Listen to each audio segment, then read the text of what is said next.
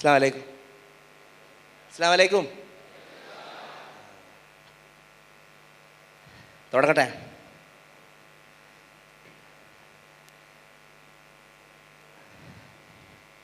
Election result നടന്നുകൊണ്ടിരിക്കുകയാണ്. മധ്യപ്രദേശ്, രാജസ്ഥാൻ, തെലങ്കാന, ഛത്തീസ്ഗഡ് തുടങ്ങിയ സ്റ്റേറ്റുകളിലെ result ഏകദേശം ഒരു തീരുമാനമായ പോലെ വന്നുകൊണ്ടിരിക്കുകയാണ്. ഹിന്ദി ഹാർട്ട്ലാൻഡിൽ വീണ്ടും BJP വരും എന്ന അർത്ഥത്തിലുള്ള റിസൾട്ടുകളാണ് ഇപ്പോൾ അവസാനത്തെ സൂചന. ഈ റിസൾട്ട് ഇങ്ങനെ കണ്ടുകൊണ്ടേയിരിക്കുമ്പം പല പേരുകളും പല മുഖങ്ങളും പല വീഡിയോകളൊക്കെ ഇങ്ങനെ മനസ്സിൽ ഇങ്ങനെ വരുന്നുണ്ട്. മധ്യപ്രദേശിൽ BJP വീണ്ടും വരുന്നു എന്നറിഞ്ഞപ്പോൾ മധ്യപ്രദേശിൽ കഴിഞ്ഞ 5 കൊല്ലത്തിനിടയിൽ മധ്യപ്രദേശിലെ മുഖ്യമന്ത്രിക്കൊരു ഇരട്ടപ്പേരുണ്ട്. ശിവരാജ് സിംഗ് ചൗഹാൻ എന്ന മധ്യപ്രദേശിലെ മുഖ്യമന്ത്രിയുടെ ഇരട്ടപ്പേര് ബുൾഡോസർ മാമ എന്നാണ്. എന്നാൽ ആ സ്റ്റേറ്റിലെ മുസ്ലിങ്ങളുടെ വീട് അടിച്ച് പൊളിക്കുന്ന ആളാണ് അദ്ദേഹം. അദ്ദേഹത്തിന് അവിടുത്തെ ഇഷ്ടക്കാർ, അദ്ദേഹത്തിൻ്റെ പാർട്ടിക്കാർ ഇട്ടുകൊടുത്ത പേരാണ്. ആ ബുൾഡോസർ മാമ വീണ്ടും 5 കൊല്ലം ഇതേ പണി തുടരും എന്ന അർത്ഥത്തിലുള്ളൊരു സൂചന നൽകുന്ന ഇലക്ഷൻ റിസൾട്ടുകൾ. എന്തായാലും നല്ലത് പ്രതീക്ഷിക്കാം. നമുക്ക് നേരിട്ട് പരിപാടിയിലേക്ക് തുടങ്ങാം. സിദ്ദീഖ് കാപ്പനെ കുറിച്ച് പരിചയപ്പെടുത്തേണ്ട ആവശ്യമൊന്നുമില്ല. ഞാൻ പലപ്പോഴും ആളുകളോട്, കാപ്പൻ ജയിലിലായ സമയത്ത് ആളുകളോട് സംസാരിക്കുമ്പം മലയാളി മുസ്ലിം കമ്മ്യൂണിറ്റിക്കിടയിൽ, അല്ലെങ്കിൽ മൊത്തത്തിൽ പൊതുവേ മലയാളി കമ്മ്യൂണിറ്റിക്കിടയിൽ ഒരു മലയാളിയായ എന്നാൽ നാഷണൽ ലെവലിൽ അറിയപ്പെട്ട ഒരു ഹൗസ് ഹോൾഡ് നെയിം എന്ന അർത്ഥത്തിൽ അത്രയും ഫെമിലിയറായ ഒരു പേരായിരുന്നു സിദ്ദീഖ് കാപ്പൻ. 2 ചെറിയൊരു വളരെ പേഴ്സണലായ ഉദാഹരണങ്ങൾ പറഞ്ഞിട്ട് ഞാൻ ആരംഭിക്കാം.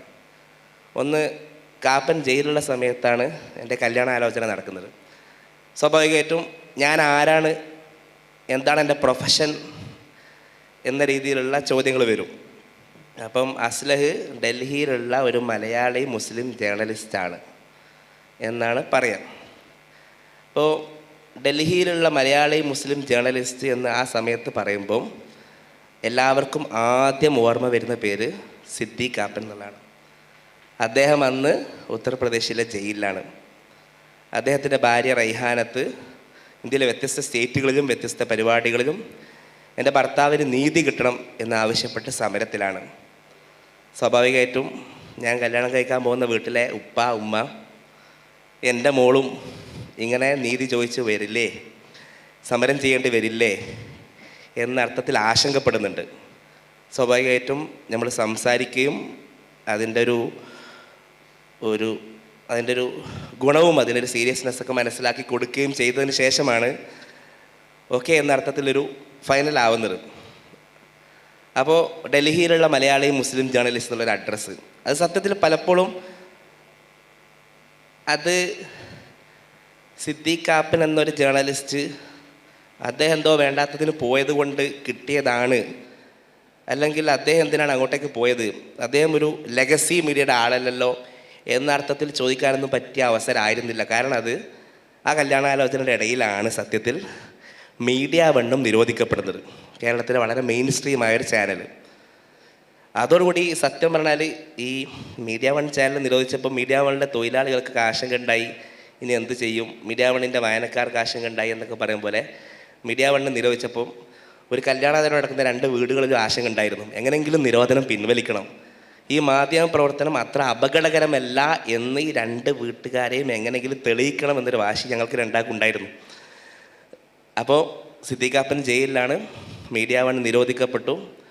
മൊത്തത്തിലൊരു മുസ്ലിം കമ്മ്യൂണിറ്റിയായിട്ട് ബന്ധപ്പെട്ട് മാധ്യമ പ്രവർത്തനം അല്ലെങ്കിൽ ജേർണലിസം എന്നൊരു വളരെ ഡേഞ്ചറസ് ആയ, വളരെ റിസ്ക്കായ ജോബാണ്. അങ്ങനത്തെ ഒന്നിലേക്ക് പോകുന്ന ഒരാളെയാണ് നമുക്ക് പുതിയാപ്പിളയായിട്ട് കിട്ടുന്നത് എന്ന അർത്ഥത്തിലുള്ളൊരു ആശങ്ക. സത്യത്തിൽ അതൊന്ന് പറഞ്ഞു കൊടുക്കുക, അത് എൻ്റെ വീട്ടുകാരോടും അവരുടെ വീട്ടുകാരോടും എൻ്റെ അയൽവാസികളോടും എൻ്റെ നാട്ടുകാരോടൊക്കെ അതൊന്ന് കൃത്യമായിട്ട് പറഞ്ഞു കൊടുക്കുക, അതിനെക്കുറിച്ച് സംസാരിക്കുക എന്നുള്ളതൊരു ടാസ്ക് തന്നെയായിരുന്നു. ഈ അഡ്രസ്സ് അത് സത്യത്തിലൊരു മലയാളി മുസ്ലിം ജേർണലിസ്റ്റിന് മാത്രമല്ല. കഫീൽ ഖാൻ ഒരു ഡോക്ടറാണ്, ഒരു മുസ്ലിം ഡോക്ടറാണ്. അത് കുറച്ച് കഴിഞ്ഞാൽ ഒരു മുസ്ലിം ഡോക്ടർക്ക് മുനവ്വർ ഫാറൂഖി ഒരു പെർഫോമറാണ്, ഒരു ആർട്ടിസ്റ്റാണ്. അത് ഒരു മുസ്ലിം ആർട്ടിസ്റ്റിന് എന്തിനേറെ പറയുന്നു, നമ്മൾ പണ്ട് ക്വിസ് മത്സരത്തിലൊക്കെ പറയാറുണ്ട്, ലോകത്തെ ഏറ്റവും കൂടുതൽ അറിയപ്പെട്ട ഇന്ത്യൻ മുസ്ലിം എന്നല്ല പറയൽ, ലോകത്തെ ഏറ്റവും കൂടുതൽ അറിയപ്പെട്ട ഇന്ത്യയിലെ സൂപ്പർ സ്റ്റാർ ഷാറൂഖ് ഖാനാണെന്ന് പറയാറുണ്ട്. ഷാറൂഖ് ഖാൻ ഇന്ത്യയിലൊരു ലെജൻഡറി സിംഗർ മരണപ്പെട്ടപ്പോൾ അവിടെ ആദരാഞ്ജലി അർപ്പിക്കാൻ പോയപ്പോൾ അത് ഷാറൂഖ് ഖാൻ അവരുടെ മയ്യത്തിന് നേരെ തുപ്പിയതാണ് എന്ന് പറഞ്ഞിട്ട് ഇന്ത്യയിൽ ഏകദേശം എല്ലാ മീഡിയകളും വാർത്ത കൊടുക്കുകയും അദ്ദേഹത്തിനെതിരെ നിരന്തരം ഹെയ്റ്റ് ക്യാമ്പയിൻ നടത്തുകയും ചെയ്തിട്ടുണ്ട്. ഷാറൂഖ് ഖാൻ ഇതിൽ ഒട്ടും എക്സ്പെക്റ്റഡ് ആയ ഒരാളല്ല. പണ്ട് ഇപ്പോഴത്തെ മീഡിയ വണ്ണിൻ്റെ managing editor C Dawood Sahib ഒരു 9 വർഷം മുമ്പ് മലപ്പുറത്ത് ഭീകരവേട്ടയുടെ രാഷ്ട്രീയം എന്ന അർത്ഥത്തിൽ നടത്തിയൊരു പരിപാടിയിൽ പറഞ്ഞിരുന്നു, സെയ്ഫ് അലി ഖാൻ പോലും സേഫ് അല്ലാത്ത നാടായി ഇന്ത്യ മാറിയിരിക്കുന്നുവെന്ന്. ചോദിക്കാനുള്ള അത് തന്നെയാണ്. ഈ ടാഗ്, ഈ അഡ്രസ്സ് ഒരു മലയാളി മുസ്ലിം ജേർണലിസ്റ്റ് അല്ലെങ്കിൽ ഒരു മുസ്ലിം ജേർണലിസ്റ്റ് എന്ന അർത്ഥത്തിലുള്ളൊരു ടാഗും അഡ്രസ്സും കൊണ്ട് UP ജയിലിൽ അറൗണ്ട് ഒരു 850 ദിവസത്തോളം കിടന്ന ആളാണ് സിദ്ദീഖ് കാപ്പൻ. അദ്ദേഹത്തിൻ്റെ അനുഭവങ്ങൾ പറയട്ടെ ആദ്യം.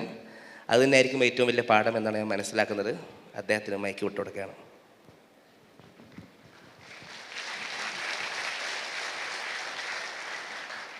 അസ്സലാമു അലൈക്കും. ബിസ്മില്ലാഹിർ റഹ്മാനിർ റഹീം. റബ്ബി ഇശ്റഹ് ലി സദ്രി വയസ്സിർ ലി അംരി വഹ്ലുൽ ഉഖ്ദതം മിൻ ലിസാനി യഫ്ഖഹു ഖൗലി. ശരിക്ക് ഇവിടെ പറഞ്ഞു കഴിഞ്ഞു. ഏകദേശം കാര്യങ്ങളൊക്കെ നിങ്ങൾ മനസ്സിലാക്കിയെന്ന് മനസ്സിലാക്കുന്നു.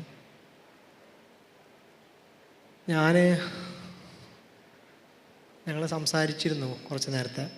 അപ്പോൾ ഞാൻ പറഞ്ഞു എൻ്റെ മൂഡ് മുഴുവൻ പോയി, സംസാരിക്കാനുള്ള മൂഡ് മുഴുവൻ പോയി, ഇലക്ഷൻ റിസൾട്ട് കാണേണ്ടില്ലായിരുന്നു എന്ന് പറഞ്ഞു. അത് ഒരു ഇന്ത്യൻ എന്താ പറയുക, സെക്യുലർ ബോധത്തിൻ്റെ പെട്ടെന്നുള്ള ഒരു പ്രതികരണമായിരിക്കും.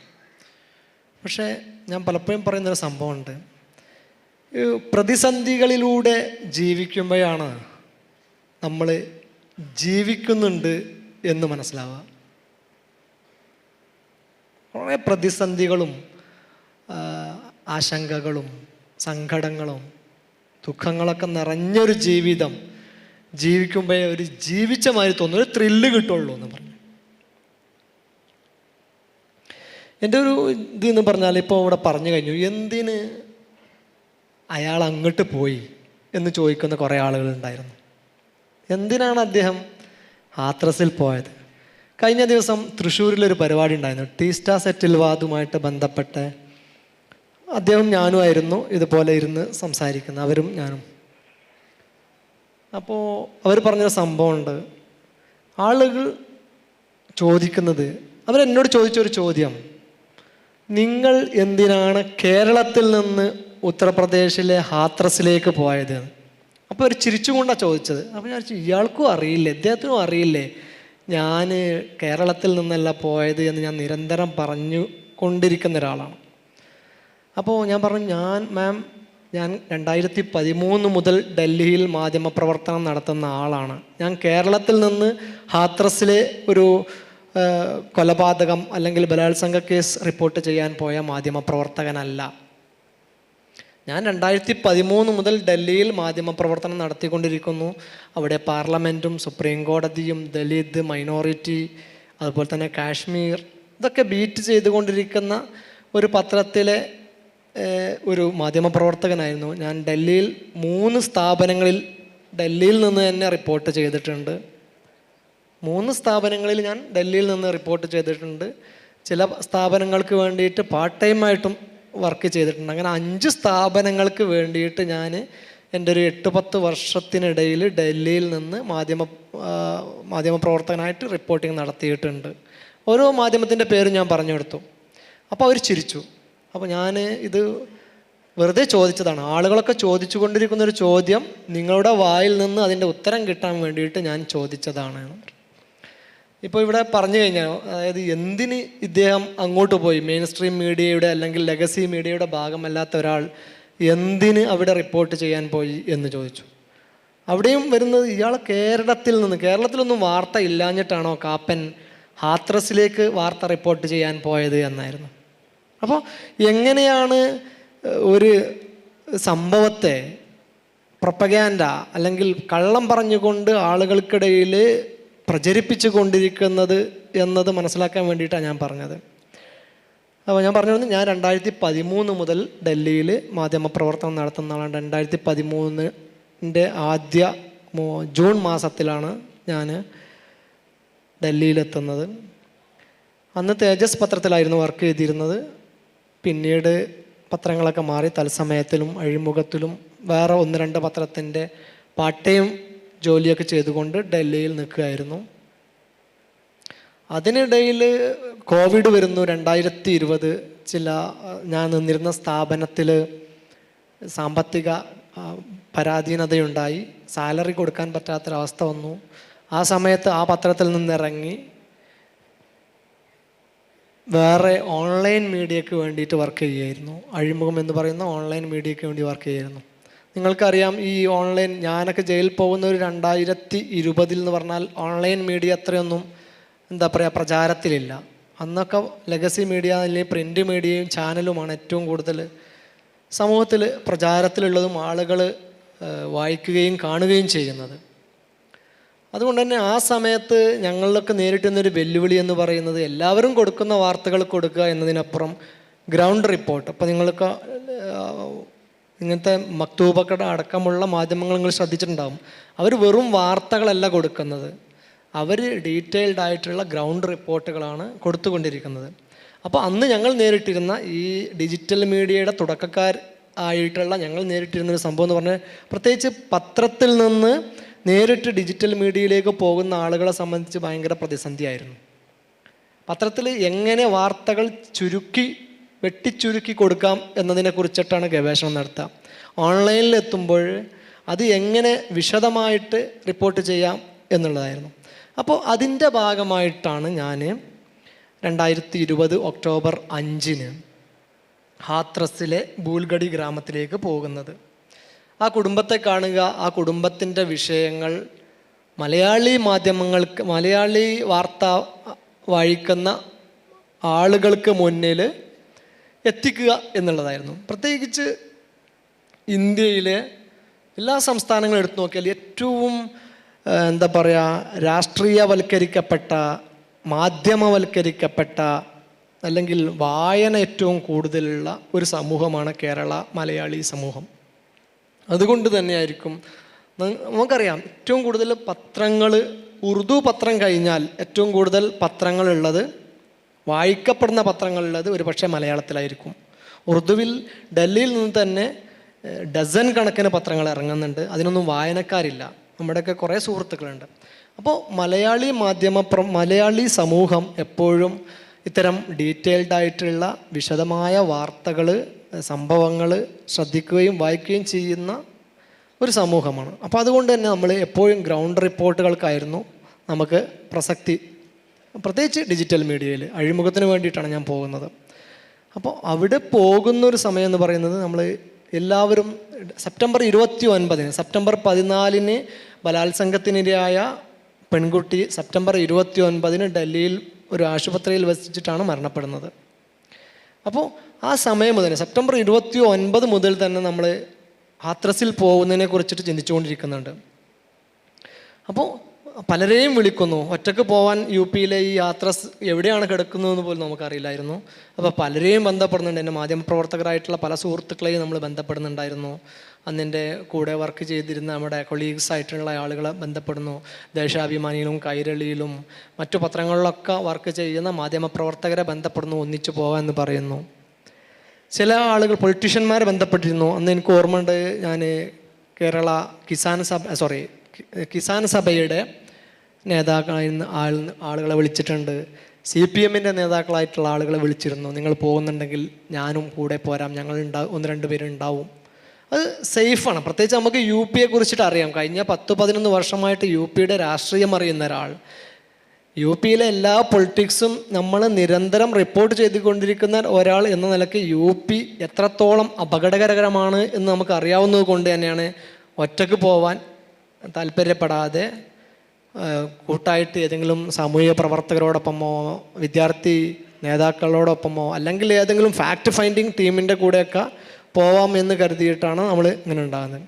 അങ്ങനെ ഒക്ടോബർ 5 രാവിലെ ഒരു 6-7 മണിക്ക് ജംഗ്പുര, ഡൽഹിയിലെ ജംഗ്പുരയിൽ ആയിരുന്നു ഞാൻ താമസിച്ചിരുന്നത്. അവിടെ നിന്നും കാളിന്തി കുഞ്ച് എന്ന് പറയുന്ന ഡൽഹിയുടെയും യു പിയുടെയും ബോർഡറായിട്ടുള്ള നോയിഡയുടെ അടുത്ത് കിടക്കുന്നൊരു പ്രദേശമാണ്.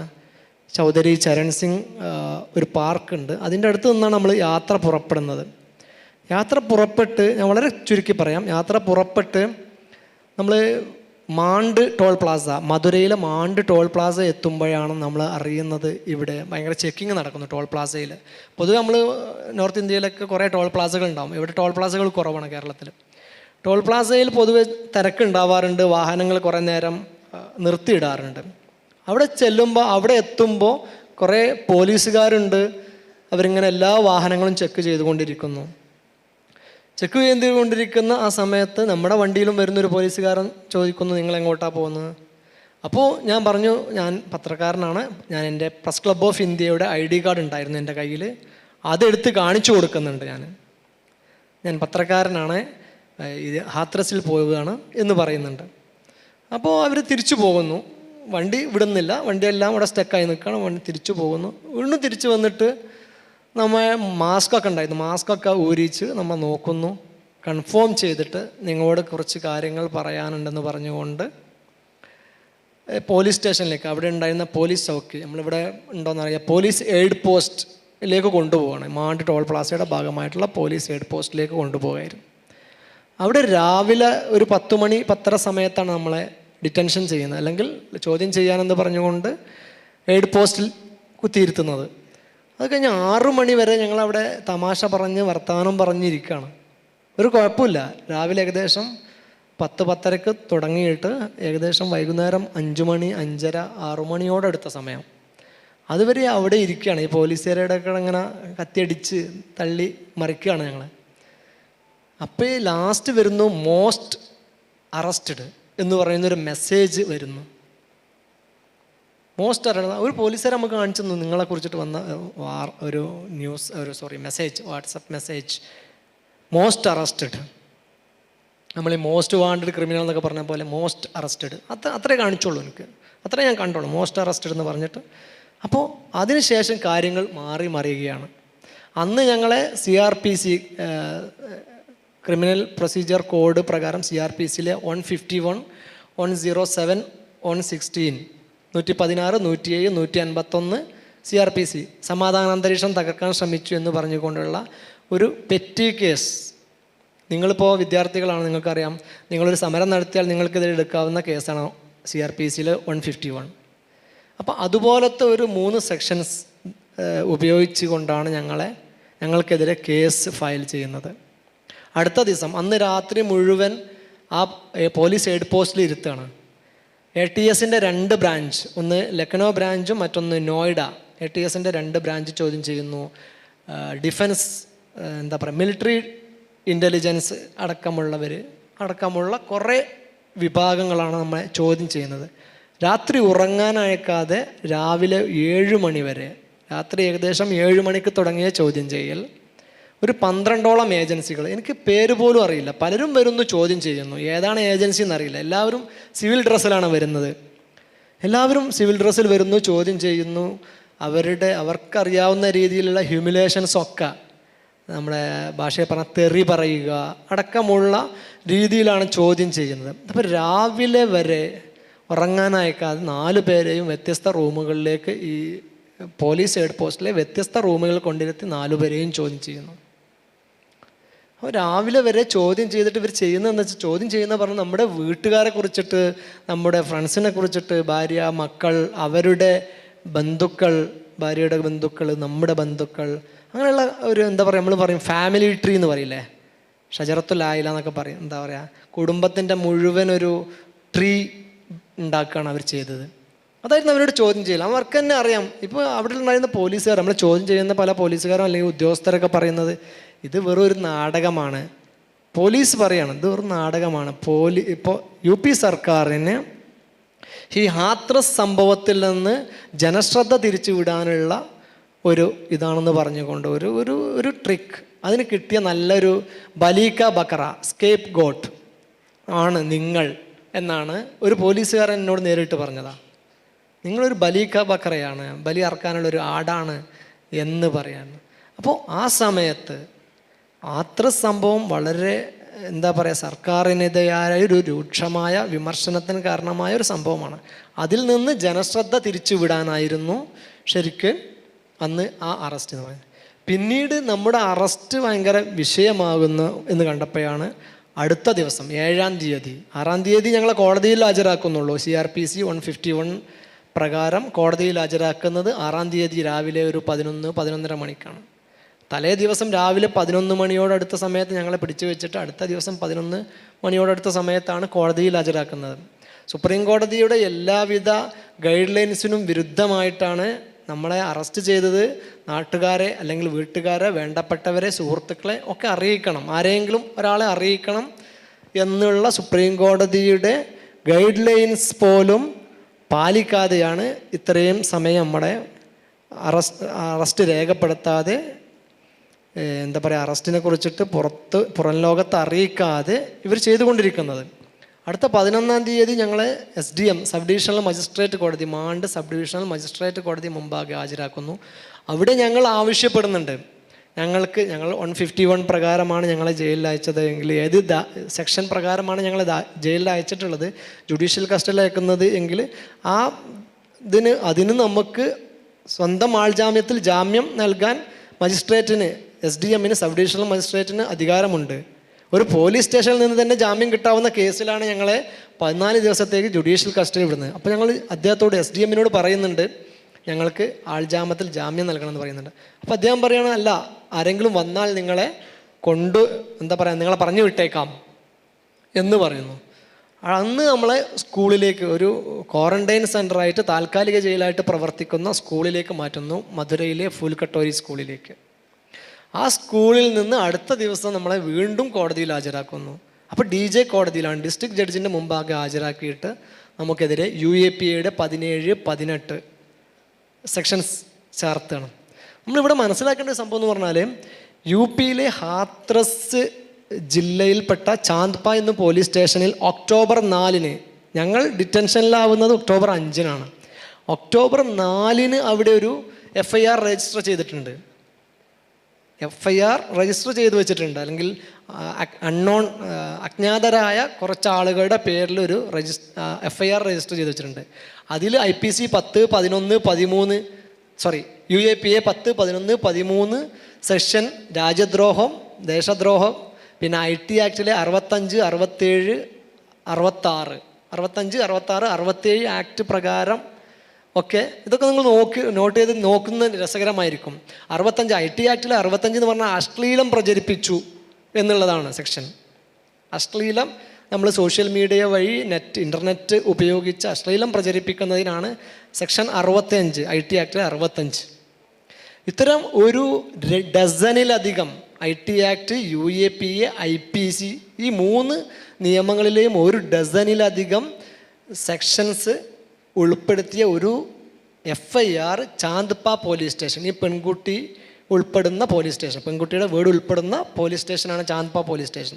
അവിടെ ഒക്ടോബർ 4-ന് തന്നെ ഒരു FIR തയ്യാറാക്കി വെച്ചിട്ടുണ്ട്. അതിലേക്കാണ് ഞങ്ങളുടെ പേര് ചേർക്കുന്നത്. പിന്നെ മധുരയിൽ ഞങ്ങളെ ഡിറ്റൻഷൻ ചെയ്ത് ഒക്ടോബർ 7-ന് UAPAയിലെ 17-18, UAPA 17 എന്ന് പറയുന്നത് വിദേശ ഫണ്ടിങ്, ഇല്ലീഗൽ അസോസിയേഷന് വേണ്ടിയിട്ടുള്ള വിദേശ ഫണ്ടിങ്, 18 എന്ന് പറയുന്നത് ഗൂഢാലോചന. അപ്പോൾ ഇവിടെ ഇങ്ങനെ ഒരു FIR രജിസ്റ്റർ ചെയ്തിരിക്കുന്നു. ചാന്ദ്പ പോലീസ് സ്റ്റേഷനിൽ ഞങ്ങൾ ഡൽഹിയിൽ നിന്ന് യാത്ര പുറപ്പെടുന്നതിന് മുൻപ് ആരുടെയോ പേരിൽ ചാർത്താൻ വേണ്ടി തയ്യാറാക്കി വെച്ച ഒരു FIR ഒക്ടോബർ 4-ന് ചാന്ദ്പ പോലീസ് സ്റ്റേഷനിൽ രജിസ്റ്റർ ചെയ്തിട്ടുണ്ട്. അതിലും ഞങ്ങളുടെ പേര് എഴുതി ചേർക്കുന്നു. ആദ്യത്തെ കുറച്ച് മാസങ്ങൾ ഞങ്ങൾ 2 FIR, 3 FIR, ഒന്ന് ആദ്യം എടുത്ത CRPC പ്രകാരമുള്ള ഒരു FIR. പിന്നെ ചാന്ദ്പ പോലീസ് സ്റ്റേഷനിൽ ഒക്ടോബർ 4 രജിസ്റ്റർ ചെയ്ത FIR, ഒക്ടോബർ 7 മധുരയിൽ രജിസ്റ്റർ ചെയ്യുക മൂന്നാമത്തെ FIR. ഇങ്ങനെ 3 FIRലാണ് ഞങ്ങളെ പേര് ചേർത്തിരിക്കുന്നത്. നമ്മൾ മനസ്സിലാക്കേണ്ടത്, ഇപ്പോൾ ഈ പാനായിക്കുളം പോലുള്ള കേരളത്തിൽ പോലുള്ള പല കേസുകളുടെയും അവസ്ഥ നിങ്ങൾക്ക് മനസ്സിലാവും. ആദ്യം ചെറിയ കേസുകൾ, മദനിയുടെ കേസ് ആദ്യം എടുക്കുന്ന ഒരു ചെറിയ കേസായിരിക്കും. ആ കേസ് നിലനിൽക്കില്ല എന്ന് കാണുമ്പോഴാണ് UAP അടക്കമുള്ള ദേശദ്രോഹം രാജ്യദ്രോഹം അടക്കമുള്ള കേസുകൾ ചാർത്തി മറ്റു സംസ്ഥാനങ്ങളിൽ പോലും നടക്കുന്ന കേസുകളിലേക്ക് ആളുകളെ ചാർത്തുന്നത് എങ്ങനെയാണെന്നുള്ളത് നമ്മൾ ശരിക്ക് കാണുകയാണ്, കൺമുന്നിൽ കാണുകയാണ്. CRPC 151 അത് പ്രകാരം ഒരാളെ അറസ്റ്റ് ചെയ്യുന്നു. 2 ദിവസം കഴിഞ്ഞിട്ട് ഒരു ഇതുമില്ലാതെ ശരിക്കും UAPA ഒരാൾക്കെതിരെ UAPA ചാർത്തണമെങ്കിൽ നിയമപരമായിട്ട് ഓരോ സ്റ്റേറ്റിലും ഒരു ബോഡി ഉണ്ട്. ആ ബോഡി നിങ്ങൾ ചെയ്തിട്ടുള്ള ക്രൈം അനാലിസിസ് ചെയ്തിട്ട് ഇദ്ദേഹത്തിനെതിരെ UAPA ചാർത്തേണ്ടതുണ്ടോ എന്ന് ആ ബോഡിയാണ് തീരുമാനിക്കേണ്ടത്. അങ്ങനെ ഒരു നിയമം, അതൊരു UAP അങ്ങനെ ഒരു ബോഡി UP യിലില്ല. ഉന്നത പോലീസ് ഉദ്യോഗസ്ഥരും അടങ്ങിയ ഒരു ബോഡിയാണ് UAPA ഒരാൾക്ക് മേൽ ചാർത്തണമോ ചാർത്തേണ്ടോ എന്ന് തീരുമാനിക്കേണ്ടത്. ഇത് സാധാരണ ഒരു പോലീസ് ഉദ്യോഗസ്ഥൻ വിചാരിച്ചാൽ, ശരിക്കും ഞങ്ങൾ അറസ്റ്റ് ചെയ്യുന്ന സമയത്തൊന്നും UAPA എന്താണെന്ന് പോലും UP യിലെ പല പോലീസുകാർക്കും അറിയില്ല. ഞാൻ ജയിലിൽ ചെന്നതിന് ശേഷമാണ് അവിടുത്തെ ജയിൽ സീനിയർ സൂപ്രണ്ടായിരുന്ന ആൾ എന്നോട് ചോദിച്ചത് എന്താണ് UAPA എന്ന്. അപ്പോൾ ഞാൻ അയാൾ പറയാം, ഗൈർ കാനൂനി ഗതിവിധി എന്നാണ്. ഗൈർ കാനൂനി ഗതിവിധി എന്നാണ് ഹിന്ദിയിൽ UAPAക്ക് പറയുന്ന പേര്. ഇത് എന്താണെന്ന് പോലും ഒരു ജയിൽ സൂപ്രണ്ടിന് പോലും, സീനിയർ സൂപ്രണ്ടിന് പോലും UP യിൽ അറിയില്ല, പോലീസുകാർക്ക് തീരെ അറിയില്ല. അപ്പോൾ ഒരു UAPA ഇടാൻ പറയുന്നു, മുകളിൽ നിന്ന് നിർദ്ദേശം കിട്ടുന്നു, UAPA ഇടുന്നു. ഇതാണ് ശരിക്കും നമ്മുടെ കേസിൻ്റെ തുടക്കം എന്ന് പറയുന്നത്.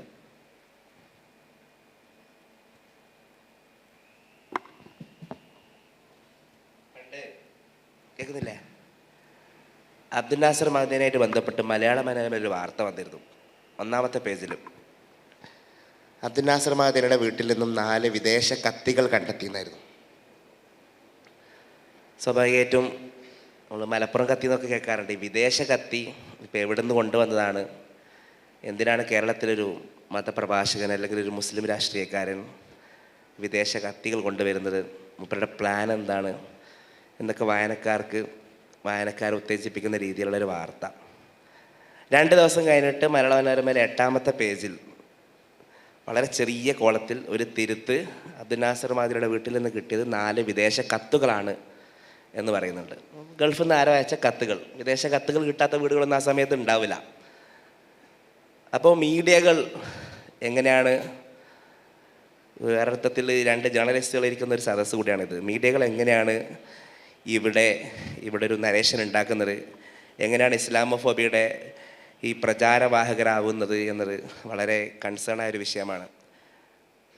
മലയാള മനോരമയെ തന്നെ കുറിച്ച് പറയുകയാണെങ്കിൽ എനിക്ക് തോന്നുന്നു, ഞാനൊക്കെ സ്കൂൾ പഠിക്കുന്ന സമയമാണ്, മലയാള മനോരമയുടെ എഡിറ്റോറിയൽ പേജ് നല്ല രസമുള്ള പേജാണ്. മൊത്തത്തിൽ അമ്മയുടെ ലേഖനമൊക്കെ ഉണ്ടാവും, NS മാധവൻ്റെ സ്പോർട്സ് വിശദീകരണങ്ങളൊക്കെ ഉണ്ടാവും. കുറച്ചൊരു സീരിയസ്നെസ് ഒന്നും ഇല്ലാത്ത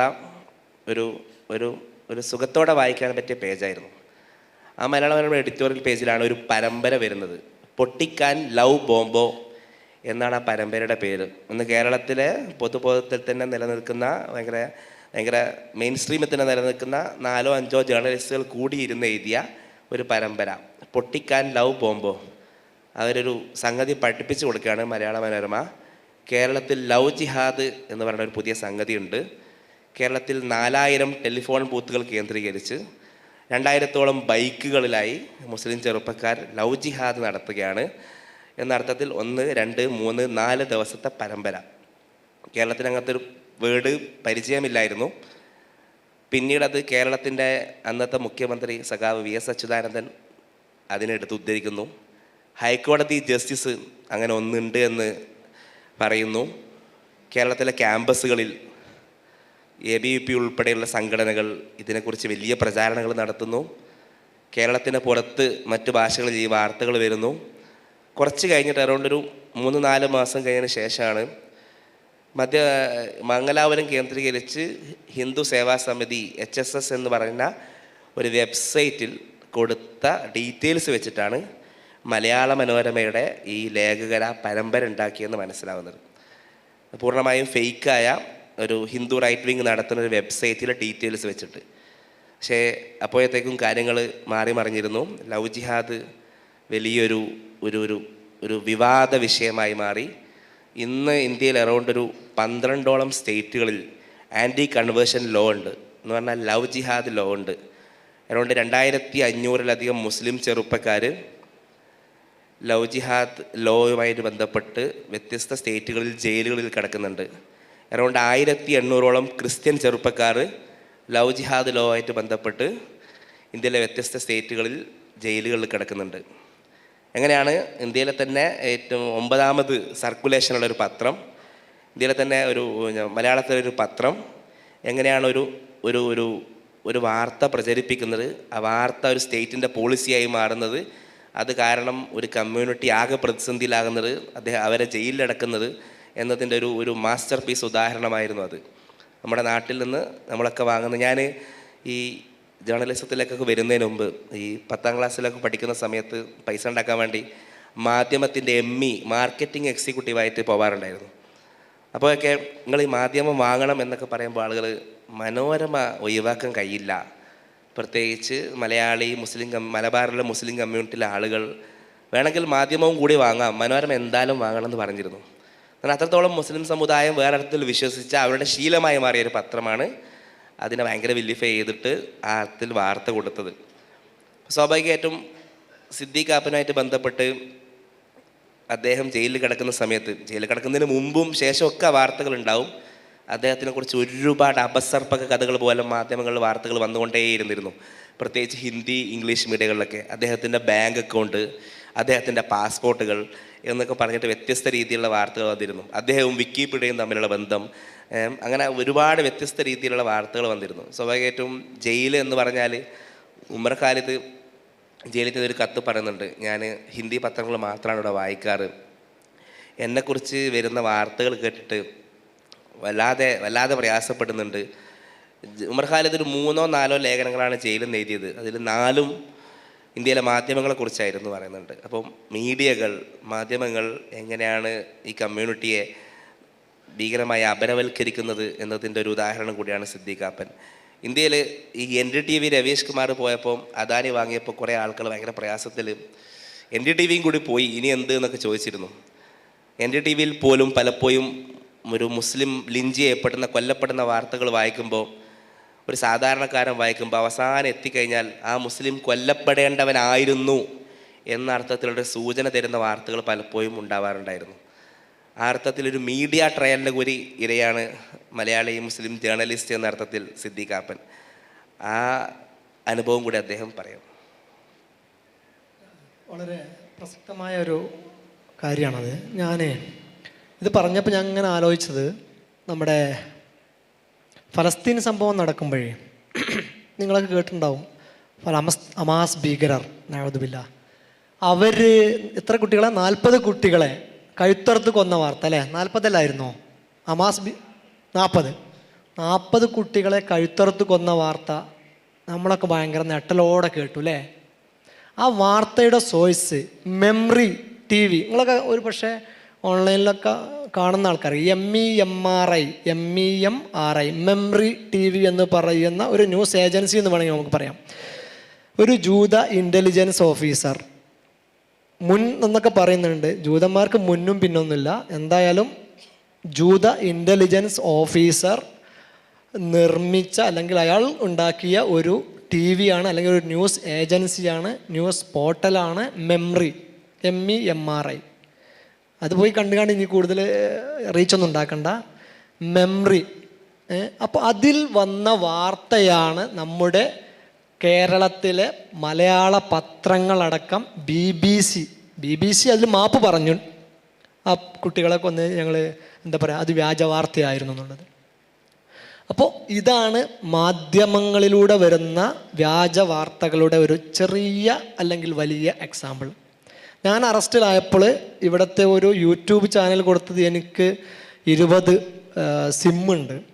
എനിക്ക് 20 സിമ്മുണ്ട്. അതിൽ 8 സിം പാകിസ്ഥാനിൽ രജിസ്റ്റർ ചെയ്തതാണ്. മലയാളത്തിലുള്ള ഒരു യൂട്യൂബ് ചാനൽ പേര് പറഞ്ഞുകൊണ്ട് ഈ സദസ്സിന് ഞാൻ എന്ത് ചെയ്യില്ല, അതിൻ്റെ ഒരു ബർക്കത്ത് കളയുന്നില്ല.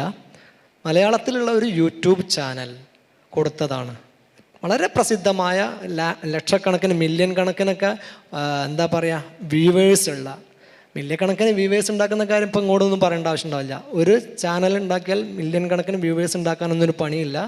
ടെക്നോളജിയൊക്കെ അറിയുന്ന ആൾക്കാർക്ക് അറിയാം. പക്ഷെ അങ്ങനത്തെ ഒരു ചാനൽ കൊടുത്ത വാർത്തയായിരുന്നു 20 സിമ്മുണ്ട്, അതിൽ 8 സിമ്മ് പാകിസ്ഥാനിൽ രജിസ്റ്റർ ചെയ്തതാണെന്ന്. ആ വീഡിയോ ഇന്നും നിങ്ങൾക്ക് യൂട്യൂബിൽ കാണാൻ പറ്റും. ഇന്നും യൂട്യൂബിലുണ്ടാവും എന്നെ കുറിച്ചിട്ട് വന്നത്. ഞാൻ ജയിൽ ഇടിഞ്ഞു ചാടിയാലും ഞാൻ ജയിലിൽ നിന്ന് പുറത്ത് വരില്ല എന്ന് പറഞ്ഞ് അതിൽ കമൻ്റൊക്കെ ഉണ്ടായിരുന്നു, വാർത്ത ഉണ്ടായിരുന്നു. പിന്നെ എന്നെ കുറിച്ചിട്ട് പറഞ്ഞ കുറേ സാധനങ്ങൾ ഞാൻ വിക്കിപീഡിയയിൽ കുറേ കാലമായിട്ട് 2007 മുതൽ വിക്കിപീഡിയയിൽ കോൺട്രിബ്യൂട്ടറാണ്.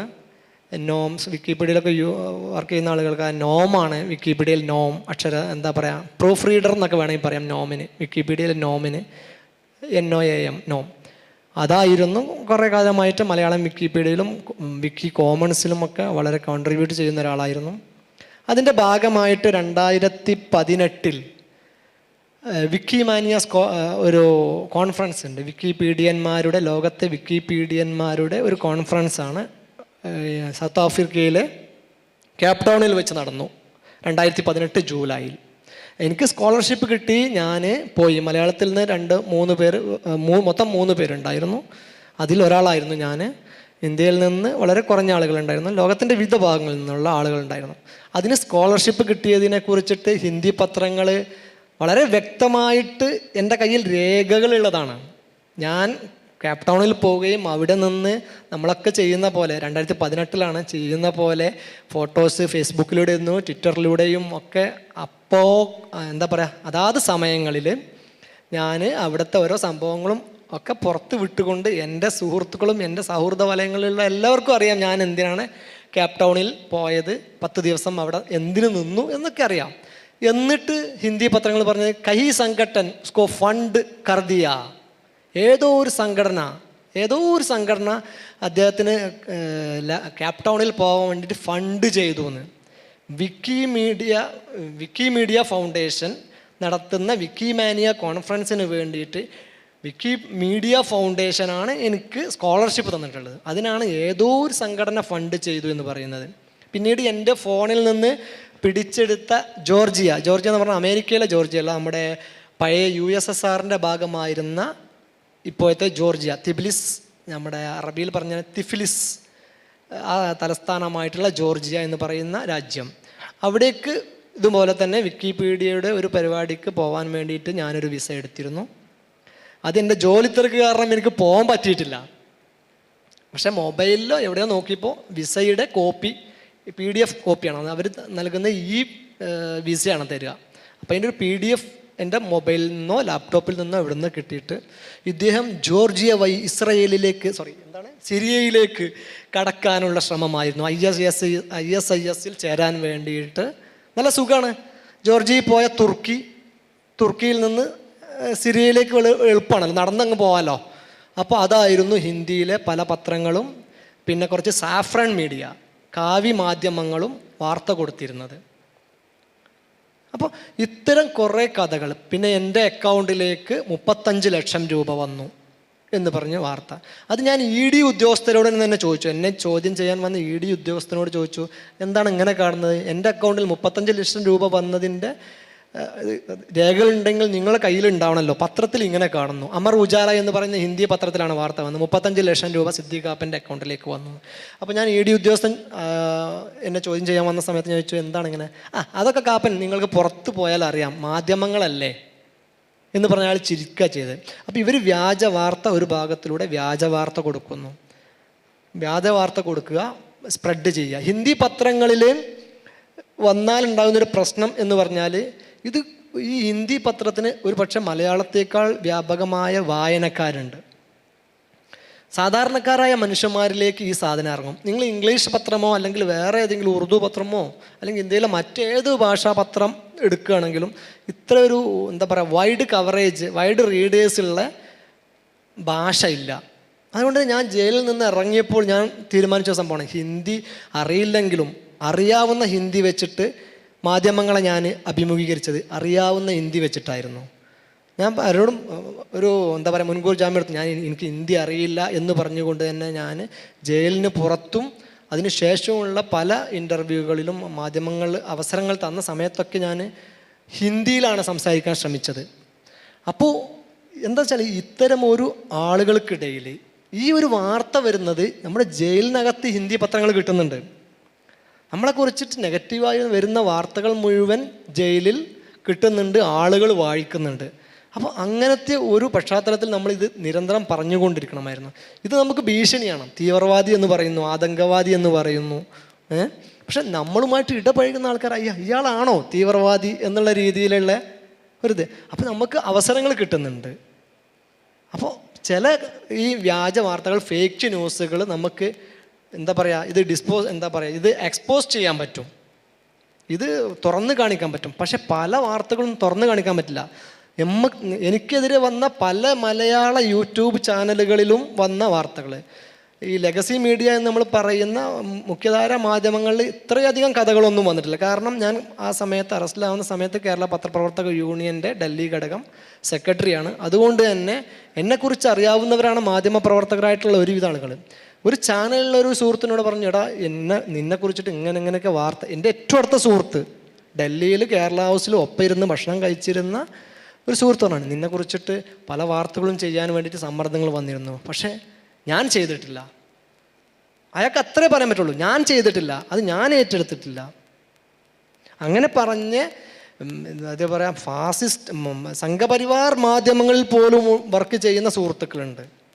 പലരും പറഞ്ഞു ഞാൻ ചെയ്യില്ല, അവനെക്കുറിച്ചിട്ടുള്ള ഇത്തരം വ്യാജ വാർത്തകൾ ഞാൻ ചെയ്യില്ല. എന്നിട്ട് അത് ഡെസ്ക് നേരിട്ട് ഏറ്റെടുക്കുകയായിരുന്നു. ബ്യൂറോകളിലെ ആളുകൾ ചെയ്യുന്നതിന് പകരം ഡെസ്കിന് കൊടുക്കുക ആ ബീറ്റ് അല്ലെങ്കിൽ എൻ്റെ ബീറ്റ്. എനിക്ക് വേണ്ടിയിട്ട് ബീറ്റ്, ഞാൻ എന്നൊരു ബീറ്റ് തന്നെയുള്ള മാധ്യമങ്ങളുണ്ടായിരുന്നു ആ സമയത്ത്. അപ്പം അധികം യൂട്യൂബ് ചാനലുകളായിരുന്നു. ഈ പ്രിൻ്റ് മീഡിയയേക്കാൾ അല്ലെങ്കിൽ വ്യവസ്ഥാപിതമായ ചാനലുകളേക്കാൾ ഏറ്റവും കൂടുതൽ, ഞാൻ നേരത്തെ പറഞ്ഞല്ലോ, മക്തൂബ് മീഡിയ ഒക്കെ പോലുള്ള മീഡിയകളാണ് അധികവും ആളുകളിലേക്ക് അടിത്തട്ടിലെത്തുന്നത്, ഓൺലൈൻ സാധനങ്ങൾ. അപ്പോൾ അതുകൊണ്ട് തന്നെ ഈ സാധനങ്ങളാണ് ഏറ്റവും കൂടുതൽ സ്പ്രെഡ് ചെയ്യുന്നത്, ഇത്തരം വ്യാജ ഫേക്ക് ന്യൂസുകൾ. നമ്മുടെ വിഷയത്തിൽ എനിക്ക് തോന്നുന്നു എൻ്റെ അറസ്റ്റിന് ശേഷം ആദ്യമായിട്ട് ഒരു ചാനൽ എന്ന രീതിയിൽ ചാനലിൽ റിപ്പോർട്ട് വന്നത് മീഡിയ വൺ ആയിരുന്നു. അന്ന് ഇവരായിരുന്നു വൈഫിനെ ഇൻ്റർവ്യൂ ചെയ്യുന്നത്. എൻ്റെ വൈഫ് പറഞ്ഞൊരു സംഭവമുണ്ട്, ആ ഒരു വാർത്ത ഏറ്റവും കൂടുതൽ, അതിൻ്റെ മുമ്പ് കുറച്ച് നമ്മുടെ മക്തൂബ് ഷഹീൻ അവരൊക്കെ വന്നിരുന്നു അതിൻ്റെ തലേ ദിവസം. ഫസ്റ്റ് ഒരു മെയിൻ സ്ട്രീം മീഡിയ എന്ന രീതിയിൽ മീഡിയ വണ്ണിൽ ആണ് വാർത്ത വരുന്നത്, ആളിവിടെ ഇരിക്കുന്നുണ്ട്. അപ്പോൾ ഞാൻ പറഞ്ഞു കൊണ്ടുവന്നത് ആ ഒരു വാർത്ത ഉണ്ടാക്കിയൊരു ഇമ്പാക്റ്റ് ഉണ്ട്. ശരിക്കും വൈഫ് പറഞ്ഞ സംഭവമാണ് ആ വാർത്ത, അല്ലെങ്കിൽ അവരുടെ ഒരു ഇൻ്റർവ്യൂ ആയിരുന്നു. എൻ്റെ വൈഫ് അതിന് മുമ്പ് ഒരു ചാനലിൻ്റെ മൈക്കിന് മുന്നിലും ഇരുന്നിട്ടില്ല. ഇവർക്കറിയാം, അവർക്ക് ആ അനുഭവങ്ങൾ കൂടുതൽ പറയാൻ കഴിയും. അപ്പോൾ അങ്ങനത്തെ ഒരു സ്ത്രീ അവർ വിഷയം പറയാണ്. ഇതൊന്നും പ്ലാൻഡ് അല്ലല്ലോ, അല്ലെങ്കിൽ നോട്ട്സ് തയ്യാറാക്കി. ഇപ്പം നമ്മൾ ഇവർക്ക് സംസാരിക്കാൻ വരുമ്പോൾ പോലും നമ്മൾ നോട്ട്സ് തയ്യാറാക്കും. ഒരു മൈക്കിന് മുന്നിൽ നിന്നുകൊണ്ട് ഇവർ ചോദിക്കുന്ന ചോദ്യങ്ങൾക്ക് മറുപടി പറയാൻ കഴിയുക എന്നുള്ളത്. അപ്പം ഞാൻ പറഞ്ഞുകൊണ്ടുവന്നത്, നമ്മൾ ഇത്തരം, ഞാൻ നേരത്തെ തുടക്കത്തിൽ പറഞ്ഞ സംഭവമാണ് എനിക്ക് ഇതിൽ കൺക്ലൂഡ് ചെയ്യുമ്പോൾ പറയാനുള്ളത്. എല്ലാം അള്ളാഹുവിൽ ഭരമേൽപ്പിച്ച് നമ്മൾ സത്യത്തിൻ്റെ പക്ഷത്താണെങ്കിൽ നമുക്ക് ആ സമയത്ത് അള്ളാഹു ഒരു ശക്തി തരും എന്നുള്ളതാണ്. അതിൻ്റെ ഏറ്റവും വലിയ ഉദാഹരണമാണ് എൻ്റെ കുടുംബം, എൻ്റെ ഭാര്യ, എൻ്റെ മക്കൾ ഒക്കെ. അവരൊന്നും ഇത് പ്ലാൻ ചെയ്ത്, ഇപ്പം ഞങ്ങൾ പോലും നമ്മളൊക്കെ ഇങ്ങനത്തെ ഒരു വേദിയിലേക്ക് വരുമ്പോൾ പോലും എന്തെങ്കിലും ഒന്ന് പോയി പറയണമെങ്കിൽ എന്തെങ്കിലും ഒന്ന് കുറിച്ചിട്ടാണ് നമ്മൾ വരിക. അന്ന് എൻ്റെ വൈഫ് ഇവരുടെ മുന്നിൽ, ഇദ്ദേഹത്തിൻ്റെ മുന്നിൽ ഇരിക്കുന്നത് ഒരു പേപ്പറോ അല്ലേ ഒന്നുമില്ലാതെയാണ്. കാര്യങ്ങൾ തുറന്ന് പറയാൻ കഴിയുമായിരുന്നു അവർക്ക്. അത് ആ മീഡിയ വണ്ണിൻ്റെ അന്നത്തെ ആ റിപ്പോർട്ട്, അത് എൻ്റെ കേസിൻ്റെ ഗതിയെ മാറ്റിമറിച്ചിട്ടുണ്ട്. അതെ, അപ്പോൾ ഒരു വ്യാജ വാർത്ത എങ്ങനെ സ്പ്രെഡാകുന്നു, അതുപോലെ തന്നെയാണ് ഒരു സത്യസന്ധമായ വാർത്ത. എന്ന് പറയുന്നത് ഒരു കേസിൻ്റെ ഗതി മാറ്റിമറിക്കാൻ കഴിയും എന്നുള്ളതാണ്. എൻ്റെ വൈഫിന് ഞാനിതൊക്കെ എഴുതി കൊടുത്തിട്ട് നീ ഇന്നതുപോലെ പറയണമെന്ന് പറഞ്ഞു പോയതല്ലല്ലോ. അപ്പോൾ ഞാൻ പറഞ്ഞുകൊണ്ടിരുന്നത് പ്രതിസന്ധി ഘട്ടങ്ങളിൽ പ്രതിസന്ധിയിലൂടെ ജീവിക്കുമ്പോഴേ എനിക്ക് നിങ്ങളോട് അതാ പറയുള്ളത്. ഇത് എൻ്റെ സംഭവമൊക്കെ നിസ്സാരമായി കാണുക. നിങ്ങൾക്ക് അറിയില്ലേ, നിങ്ങൾ സൈനബുൽ ഗസാലിയുടെ ജീവചരിത്രം വായിക്കാത്ത ആരും ഉണ്ടാവില്ല ഇവിടെ. നമ്മുടേതൊക്കെ വളരെ സിമ്പിളാണ്. ഇത്തരം ഒരു പ്രതിസന്ധി ഘട്ടത്തിലൂടെ ജീവിക്കാൻ നമ്മളൊക്കെ ജീവിച്ച് മരിച്ചു പോയിട്ട് എന്താ കാര്യമുള്ളത്? അപ്പോൾ കുറച്ചൊക്കെ പ്രതിസന്ധി ഉണ്ടാവും, സംഘർഷങ്ങളുണ്ടാവും. ഇനി ഇവിടുന്ന് അങ്ങോട്ട് ഇന്നത്തെ ഇലക്ഷൻ റിസൾട്ട് ഒരു സെമി ഫൈനൽ ആണെങ്കിൽ 2024 ഫൈനലിൽ ഒരു പക്ഷേ കുറച്ചും കൂടി കൂടുതൽ ഫൈനലിലെ റിസൾട്ട് വന്നു കഴിഞ്ഞാൽ നമ്മൾ പലരും ജയിലിൽ പോകേണ്ടി വരും. അപ്പോൾ അതിനുള്ള ഒരു ഇമ്മത്ത് ഉണ്ടാക്കിയിരിക്കുക എന്നുള്ളതാണ്, ഒരു കരുത്ത് നമ്മൾ ഉണ്ടാക്കിയെടുക്കണം എന്നാണ് എനിക്ക് ഇതിൻ്റെ ഒരു കൺക്ലൂഷൻ, എൻ്റെ ഈ സംസാരത്തിൻ്റെ കൺക്ലൂഷൻ എന്നുള്ള രീതിയിൽ പറയാനുള്ളത്. ബിസ്മില്ലാഹിർ റഹ്മാനിർ റഹീം. അൽഹംദുലില്ലാഹി റബ്ബിൽ ആലമീൻ. അസ്സലാത്തു വസ്സലാമു അലാ റസൂലിൽ അമീൻ വഅലാ ആലിഹി വസഹബിഹി അജ്മഈൻ. അമ്മാ ബഅദ്. ഇവിടെ സംസാരിക്കുമ്പോൾ റസയോവിൻ്റെ സംസ്ഥാന സെക്രട്ടറി എന്ന അർത്ഥത്തിൽ ഇവിടെ നിങ്ങൾ അഭിമുഖീകരിക്കുമ്പോൾ നേരത്തെ സിദ്ദീഖ് സാഹിബ് പറഞ്ഞ പോലെ മീഡിയ വണ്ണിൽ നമ്മൾ ആ ഇൻ്റർവ്യൂ എടുക്കാൻ പോകുമ്പോൾ റിഹാനത്ത നിരന്തരം നമ്മളോട് പറഞ്ഞിരുന്നത് ഞാൻ എന്താണ് പറയേണ്ടത്, എൻ്റെ അടുത്ത് എനിക്കങ്ങനെ ഇതുവരെ ഒരു മീഡിയനെ അങ്ങനെ അഭിമുഖീകരിച്ചൊരു എക്സ്പീരിയൻസ് ഇല്ല. അങ്ങനെ ഇരിക്കെ ഞാൻ എന്താണ് പറയുക, ഞാൻ എങ്ങനെയാണ് പറയുക എന്നൊക്കെ ചോദിച്ചു. നമ്മൾ പറഞ്ഞു നിങ്ങൾ എന്താണോ നിങ്ങൾക്ക് പറയാനുള്ളത്, നിങ്ങളിപ്പോൾ അനുഭവിക്കുന്ന പ്രശ്നം എന്താണോ അത് നിങ്ങളൊന്ന് ക്യാമറയിൽ ജസ്റ്റ് പറഞ്ഞാൽ മതി, നമ്മൾ അതിനനുസരിച്ചുള്ള ക്വസ്റ്റ്യൻസ് ചോദിക്കാം എന്ന് പറഞ്ഞിട്ടാണ് നമ്മൾ തുടങ്ങിയത്. ഞങ്ങൾ നിരന്തരം ക്വസ്റ്റ്യൻ ചോദിച്ചുകൊണ്ട് നിങ്ങൾ അതിനനുസരിച്ചുള്ള ഉത്തരം പറഞ്ഞാൽ മതി എന്നാണ്. അങ്ങനെ ക്യാമറ വെച്ചു, ഇൻ്റർവ്യൂ തുടങ്ങിയപ്പോൾ നിങ്ങൾ ഇൻ്റർവ്യൂ കണ്ടാൽ മനസ്സിലാവും 2 ക്വസ്റ്റ്യനോ 3 ക്വസ്റ്റ്യനോ ആകെ ചോദിച്ചിട്ടുള്ളൂ അത്രയും സമയത്തിനുള്ളിൽ. കാരണം ഒരു ക്വസ്റ്റ്യൻ ചോദിക്കുമ്പോൾ തന്നെ വളരെ വിശദമായ റിഹാനത്ത സംസാരിക്കുന്നതാണ് ആ ഇൻ്റർവ്യൂവിൽ കാണുന്നത്. നേരത്തെ പറഞ്ഞ പോലെ ഒന്നും എഴുതി കുറിച്ചിട്ടൊന്നുമില്ലെങ്കിലും റിഹാനത്തക്ക് അത്രയും പറയാനുണ്ടായിരുന്നു. ജീവിതത്തിൽ നിന്നുകൊണ്ട് അവരനുഭവിക്കുന്ന പ്രശ്നങ്ങൾ, പ്രതിസന്ധികൾ, അതിനെ ആ അർത്ഥത്തിൽ പറയാൻ റിഹാനത്തക്ക് കഴിഞ്ഞു എന്നുള്ളത്. ഞാൻ സിദ്ദീഖ് സാഹിബിൻ്റെ ഈ കേസുമായി ബന്ധപ്പെട്ട് മനസ്സിലാക്കുന്നതിൽ റിഹാനത്തിൻ്റെ ഒരു വിൽ പവർ വളരെയധികം എടുത്തു പറയേണ്ട ഒന്നാണ്. കാരണം ഞാൻ തുടക്കഘട്ടത്തിലാണ് നേരത്തെ സൂചിപ്പിച്ച പോലെ ആ ഇൻ്റർവ്യൂ എടുക്കാൻ പോകുന്നത്. അന്ന് മുതൽ അല്ലെങ്കിൽ അന്ന് അവിടെ നിന്ന് കാണുന്ന ഒരു ധൈര്യമുണ്ട്. അദ്ദേഹം ഒരു തെറ്റും ചെയ്തിട്ടില്ല.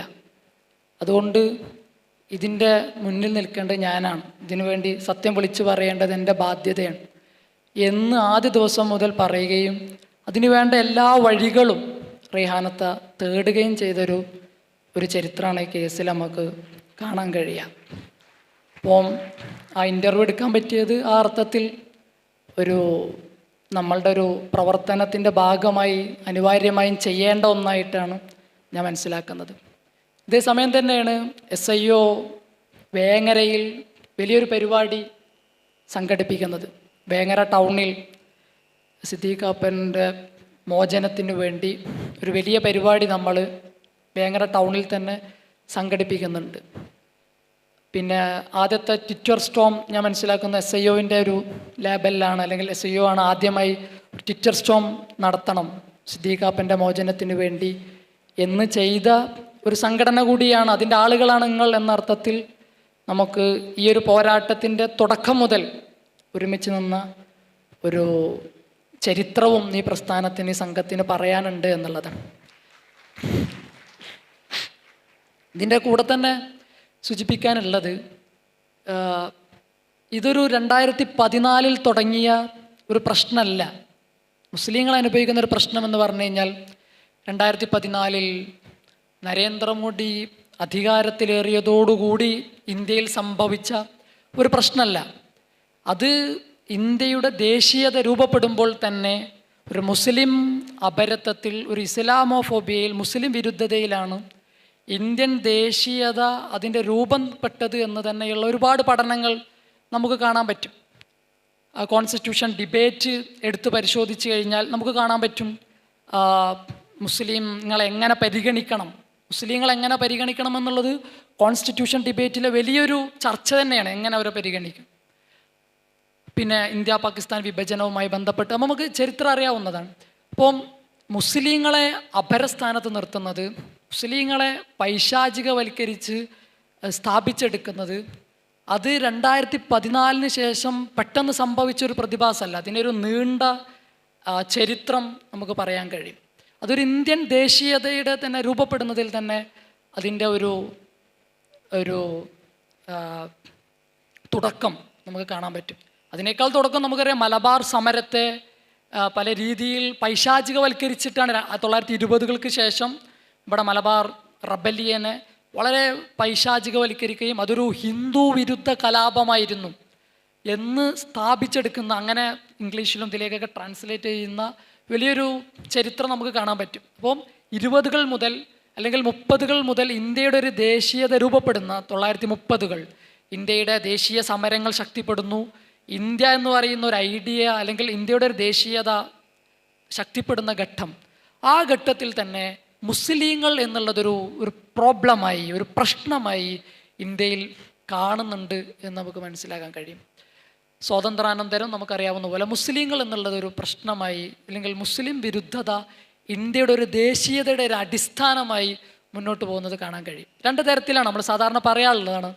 ഒന്ന്, ഇന്ത്യയെ ആക്രമിക്കാൻ നിൽക്കുന്ന ഒരു പാകിസ്ഥാൻ എന്ന് പറയുന്ന ഒരു ഫോറിൻ ആയിട്ടുള്ള ഒരു ശത്രു, ഏത് സമയത്തും ഇന്ത്യയെ ആക്രമിക്കാനായി കാത്തു നിൽക്കുന്ന ഒരു പാകിസ്ഥാൻ എന്ന് പറയുന്ന ഒരു ശത്രു. അതോടൊപ്പം തന്നെ ഈ പാകിസ്ഥാനിന് വേണ്ടി രാജ്യദ്രോഹം ചെയ്യുന്ന ഇന്ത്യൻ മുസ്ലിങ്ങൾ, പല അർത്ഥത്തിൽ രാജ്യദ്രോഹ പ്രവർത്തനങ്ങൾ ചെയ്തുകൊണ്ടിരിക്കുന്ന, ലഷ്കർ-എ തയ്യിബയുമായി ബന്ധപ്പെട്ട് ഇവിടെ സ്ഫോടനങ്ങൾ, വലിയ ഭീകരവാദ പ്രവർത്തനങ്ങൾ ചെയ്തുകൊണ്ടിരിക്കുന്ന ഇന്ത്യൻ മുസ്ലിങ്ങൾ, ഇന്ത്യയോട് കൂറില്ലാത്ത, നിരന്തരം ഇന്ത്യയോട് കൂറ് തെളിയിക്കേണ്ടുന്ന ഒരു സമുദായമായിട്ട് ഇന്ത്യയിൽ മുസ്ലിങ്ങൾ മാറുന്നുണ്ട്. നിരന്തരം കൂറ് തെളിയിക്കേണ്ട ഒരു സമുദായം, വേറെ ആർക്കും അതില്ല. പക്ഷെ നിരന്തരം മുസ്ലിം സമുദായം എന്ത് ചെയ്യണം? ഞങ്ങൾ ഇന്ത്യയെ സ്നേഹിക്കുന്നു, ഇന്ത്യയെ സ്നേഹിക്കുന്നവരാണ്, ഞങ്ങൾ ഇന്ത്യക്കാരാണ്, ഇന്ത്യയെ ഞങ്ങളുടെ മതത്തേക്കാൾ സ്നേഹിക്കുന്നു, ഇങ്ങനെ പറയേണ്ടുന്ന ഒരു ചരിത്രം, അല്ലെങ്കിൽ ഒരു നീണ്ട ചരിത്രം ഇന്ത്യയുടെ ചരിത്രത്തിൽ, ഇന്ത്യയുടെ ദേശീയതാ ചരിത്രത്തിൽ നമുക്ക് കാണാൻ കഴിയും എന്നുള്ളതാണ്. അവിടെ ഇന്ത്യ മുസ്ലിങ്ങൾ എന്ന് പറഞ്ഞാൽ നേരത്തെ പറഞ്ഞ പോലെ ഏത് സമയത്തും ഇന്ത്യയെ ഒറ്റുകൊടുക്കുന്ന ഒരു കൂട്ടരാണ്. അതുകൊണ്ട് തന്നെ അവർ നിരന്തരം എന്ത് ചെയ്യണം? അവർ ദേശീയത ഇങ്ങനെ തെളിയിച്ചുകൊണ്ടിരിക്കുന്ന ഒരു ബാധ്യതയുള്ളൊരു സമുദായമായിട്ട് നമ്മളുടെ ഇന്ത്യയുടെ ചരിത്രം കണ്ട. അപ്പോൾ ഞാൻ പറഞ്ഞു വരുന്നത്, ഇതൊരു 2014 തുടങ്ങിയ ഒരു പ്രതിഭാസമല്ല. ഇതിന് നീണ്ട ചരിത്രമുണ്ട്. ഇതിന് ആഗോളമായിട്ടുള്ള ഒരുപാട് വിഷയവും ഇതിൽ വരുന്നുണ്ട്. നമുക്കറിയാം 2000-കളിൽ വാർ ഓൺ ടെററിന് ശേഷം ലോകത്ത് അമേരിക്ക ടെററിസ്റ്റുകൾ എന്ന് പറഞ്ഞാൽ അത് മുസ്ലിങ്ങളാണ് എന്ന് അമേരിക്ക ഒരു നെറേറ്റീവ് ലോകത്ത് സ്ഥാപിച്ചെടുക്കുന്നുണ്ട്. ഈ സമയത്താണ് UAPA പോലെയുള്ള നിയമങ്ങൾ, അതിൻ്റെ നിയമങ്ങളുടെ രൂപീകരണം, ഇന്ത്യയിൽ ഒരു രൂപീകരണം തുടങ്ങുന്നത് വാർ ഓൺ ടെററിന് ശേഷമാണ് എന്ന് നമുക്ക് മനസ്സിലാക്കാൻ കഴിയും. അതിനുശേഷമാണ് നമ്മൾ ഇന്ത്യയുടെ ഒരു റീസെൻ്റ് ആയിട്ടുള്ളൊരു പാസ്റ്റ് എടുത്താൽ, ഒരു 2000-ലെ ഒരു പാസ്റ്റ് എടുത്താൽ നമുക്ക് മനസ്സിലാക്കാൻ കഴിയും. ആ സമയത്താണ് ഒരുപാട് ബോംബ് സ്ഫോടനങ്ങൾ നടക്കുന്നത്. മാലേഗാവ്, സംജോത എക്സ്പ്രസ്, മക്ക മസ്ജിദ് തുടങ്ങിയിട്ടുള്ള ബോംബ് സ്ഫോടനങ്ങൾ നടക്കുന്നത് ഈ ഘട്ടത്തിലാണ്. അവിടെ മക്ക മസ്ജിദ് പോലത്തെ മുസ്ലിം കേന്ദ്രങ്ങളിൽ ബോംബ് പൊട്ടുന്നു, മുസ്ലിങ്ങളെ തന്നെ തീവ്രവാദിയായി ജയിലുകളിൽ കൊണ്ടുപോകുന്ന ഒരു ചരിത്രം 2000-കൾ നമുക്ക് കാണാൻ കഴിയും. ഇതൊക്കെ വരുന്നത്, ടെററിസ്റ്റുകൾ എന്ന് പറഞ്ഞാൽ അത് മുസ്ലിങ്ങളാണ്. ഇപ്പോൾ എവിടെ ബോംബ് പൊട്ടിയാലും അത് മുസ്ലിങ്ങളെ ചെയ്യുള്ളൂ, വേറെ ആരും ഇവിടെ ബോംബൊന്നും പൊട്ടിക്കൂല. ബോംബ് പൊട്ടിക്കുക അല്ലെങ്കിൽ ഇങ്ങനെ ഭീകരവാദ പ്രവർത്തനങ്ങൾ, തീവ്രവാദ പ്രവർത്തനങ്ങൾ, രാജ്യത്തിനെ അസ്വസ്ഥപ്പെടുത്തുന്ന പ്രവർത്തനങ്ങൾ ആര് ചെയ്യുന്നുണ്ടോ അത് മുസ്ലിങ്ങളായിരിക്കും എന്നൊരു നെറേറ്റീവ് ആഗോളതലത്തിൽ അമേരിക്ക രൂപപ്പെടുത്തുന്ന ഒരു വാർ ഓൺ ടെററിന് ശേഷമുള്ള ഒരു തീവ്രവാദത്തെക്കുറിച്ചുള്ള ഒരു ഡിസ്കോഴ്സ്, ഒരു നെറേറ്റീവ് ഇന്ത്യയിലും 2000-കൾക്ക് ശേഷം നമുക്ക് കാണാൻ കഴിയും എന്നുള്ളതാണ്. അങ്ങനെ ഭീകരവാദിയായി, തീവ്രവാദിയായി, രാജ്യദ്രോഹിയായി, ഫണ്ടമെൻ്റലിസ്റ്റായി നിരന്തരം ഇന്ത്യയുടെ ദേശീയതാ ചരിത്രത്തിനകത്ത് രേഖപ്പെടുത്തപ്പെട്ടിട്ടുള്ളൊരു സമുദായം അത് നേരത്തെ പറഞ്ഞ പോലെ അതിന് മീഡിയകൾ വലിയ അർത്ഥത്തിൽ ഈ ഒരു മുസ്ലിങ്ങളെ പൈശാചികവൽക്കരിക്കുന്നതിന് നേതൃത്വം കൊടുത്തിട്ടുണ്ട്. ഇവിടുത്തെ സാഹിത്യങ്ങൾ, ഇവിടുത്തെ സിനിമകൾ, ഇവിടുത്തെ രാഷ്ട്രീയ പാർട്ടികൾ ഒക്കെ പലതരത്തിൽ, മതേതര പാർട്ടികളടക്കമുള്ളവർ പലതരത്തിൽ മൃദു ഹിന്ദുത്വത്തെ വളരുന്ന രീതിയിലുള്ള പ്രവർത്തനങ്ങളിലൂടെയൊക്കെ മുസ്ലിങ്ങൾ ഒരു അപരസ്ഥാനത്തുള്ള ഒരു പൈശാചികവൽക്കരിക്കുന്ന ഒരു ചരിത്രം നമുക്ക് കാണാൻ കഴിയും. അതിനുശേഷമാണ് 2014 നേരത്തെ പറഞ്ഞ പോലെ നരേന്ദ്രമോദി അധികാരത്തിലേറുന്നതും ഇന്നിപ്പോൾ നമ്മൾ എത്തി നിൽക്കുന്ന റിസൾട്ട് നേരത്തെ സിദ്ദീഖ് സാഹിബ് സൂചിപ്പിച്ച പോലെ ഒരു ഹിന്ദു ബെൽറ്റ് അല്ലെങ്കിൽ ഹിന്ദി ബെൽറ്റ് മുഴുവനും രാജസ്ഥാനും മധ്യപ്രദേശ് അടക്കമുള്ളവ പൂർണ്ണമായും BJPക്ക് അല്ലെങ്കിൽ ഇവിടുത്തെ ഒരു ഹിന്ദുത്വ ശക്തികൾക്ക് കീഴൊതുങ്ങി കഴിഞ്ഞ ഒരു ഘട്ടത്തിൽ ഇനി എന്താണ് എന്നുള്ളത് ഒരു ആലോചന വളരെ പ്രസക്തമാണ്. എങ്ങനെയാണ് മുന്നോട്ട് പോവേണ്ടത് എന്നത് വളരെ പ്രസക്തമാണ്. അവിടെയാണ് നേരത്തെ പറഞ്ഞ ഇങ്ങനെ പൈശാചികവൽക്കരിച്ചു, ഭീകരവൽക്കരിച്ചു, ഇങ്ങനെ വന്നൊരു സമുദായത്തെയാണ് നരേന്ദ്രമോദിയുടെ 2ാം ഘട്ടത്തിൽ NRC CAA നടത്തിക്കൊണ്ട് ഇവിടുന്ന് അവരുടെ പൗരത്വം തന്നെ റദ്ദ് ചെയ്യുന്നത്. ഒരുപാട് പൈശാചികവൽക്കരിച്ചിട്ട് ഭീകരവാദികളാണെന്നൊക്കെ പറഞ്ഞിട്ടുണ്ട്. ഒടുവിൽ ഇങ്ങനെയുള്ളൊരു കൂട്ടർ ഇനി ഇവിടെ നിൽക്കാനേ അർഹതപ്പെടാത്തവരാണ്, പൗരത്വം തന്നെ കൊടുക്കാൻ പാടില്ലാത്തവരാണ്, അവരുടെ പൗരത്വം തന്നെ റദ്ദ് ചെയ്യേണ്ടവരാണ് എന്ന ഒരു ആഖ്യാനം 2ാം മോഡി കാലത്ത് നമുക്ക് കാണാൻ കഴിയും. അതാണ് NRC CAA എന്ന് പറഞ്ഞു കഴിഞ്ഞാൽ. മുസ്ലിങ്ങൾക്ക് പൗരത്വം പോലും കൊടുക്കാൻ പാടില്ല. പൗരത്വം എന്ന് പറഞ്ഞാൽ നമുക്ക് അറിയാവുന്നതാണ്, ഒരു ബേസിക് ഒരു രാഷ്ട്രം ഒരു പൗരന് കൊടുക്കുന്ന ബേസിക് ആയിട്ടുള്ള ഫണ്ടമെൻ്റൽ റൈറ്റ്സ്, അതിനുള്ള അധികാരം പൗരത്വമാണ് നൽകുന്നത്. ആ പൗരത്വം റദ്ദ് ചെയ്യുക എന്ന് പറഞ്ഞാൽ ഈ രാഷ്ട്രം അവർക്ക് ഒരർത്ഥത്തിലും രാഷ്ട്രവുമായിട്ട് അവർക്ക് ബന്ധമില്ല, അല്ലെങ്കിൽ രാഷ്ട്രത്തിൻ്റെ ഒരു റൈറ്റിനും അവർ അർഹരല്ല എന്നുള്ളതാണ്. അങ്ങനെ ഒരു സമുദായത്തെ ആക്കി രാഷ്ട്രീയപരമായും നിയമപരമായും വംശഹത്യ ചെയ്യുന്ന ഒന്നായിരുന്നു NRC CAA എന്ന് പറയുന്നത്.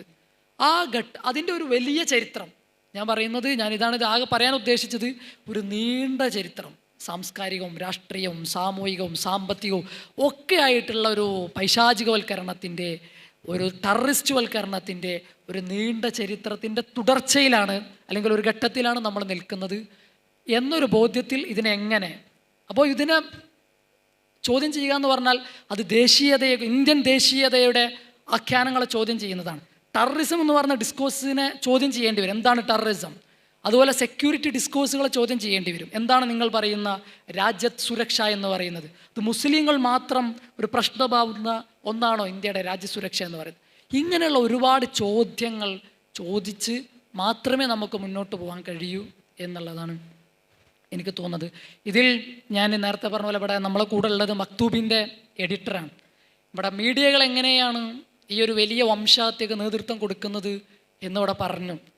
ആ ഘട്ടത്തിൽ ഒരു മീഡിയകൾക്കകത്തൊരു ചെറിയ വെളിച്ചം, പ്രത്യേകിച്ചും ദേശീയ തലത്തിൽ മുസ്ലിം പ്രശ്നങ്ങളെ ഇത്ര സൂക്ഷ്മമായി വിശകലനം ചെയ്ത, ഇത്ര സൂക്ഷ്മമായി അതിനെ കൈകാര്യം ചെയ്ത ഒരു മീഡിയ ഈ അടുത്ത കാലം ഇല്ല എന്ന് തന്നെയാണ് ഞാൻ മനസ്സിലാക്കുന്നത്. അർത്ഥത്തിലുള്ള ഒരുപാട് അവാർഡുകൾ ഈ അടുത്ത് മക്തൂബ് നേടുകയും ഉണ്ടായിട്ടുണ്ട്. ഞാൻ അസ്ലെ സാഹിബിനോട് ഞാൻ ചോദിക്കാൻ ആഗ്രഹിക്കുന്നത്, എന്താണ് ഈ ഒരു ചെറിയ റീസെൻ്റായിട്ടുള്ള ഈ ഒരു ചെറിയ ചരിത്രത്തിനുള്ളിൽ, മക്തൂബിൻ്റെ ഈ ഒരു ചെറിയ ചരിത്രത്തിനുള്ളിൽ എന്ത് അനുഭവങ്ങളാണ് ഈ ഒരു പുതിയ SIOവിൻ്റെ ജനറേഷനോട് നിങ്ങൾക്ക് ഷെയർ ചെയ്യാനുള്ളത്?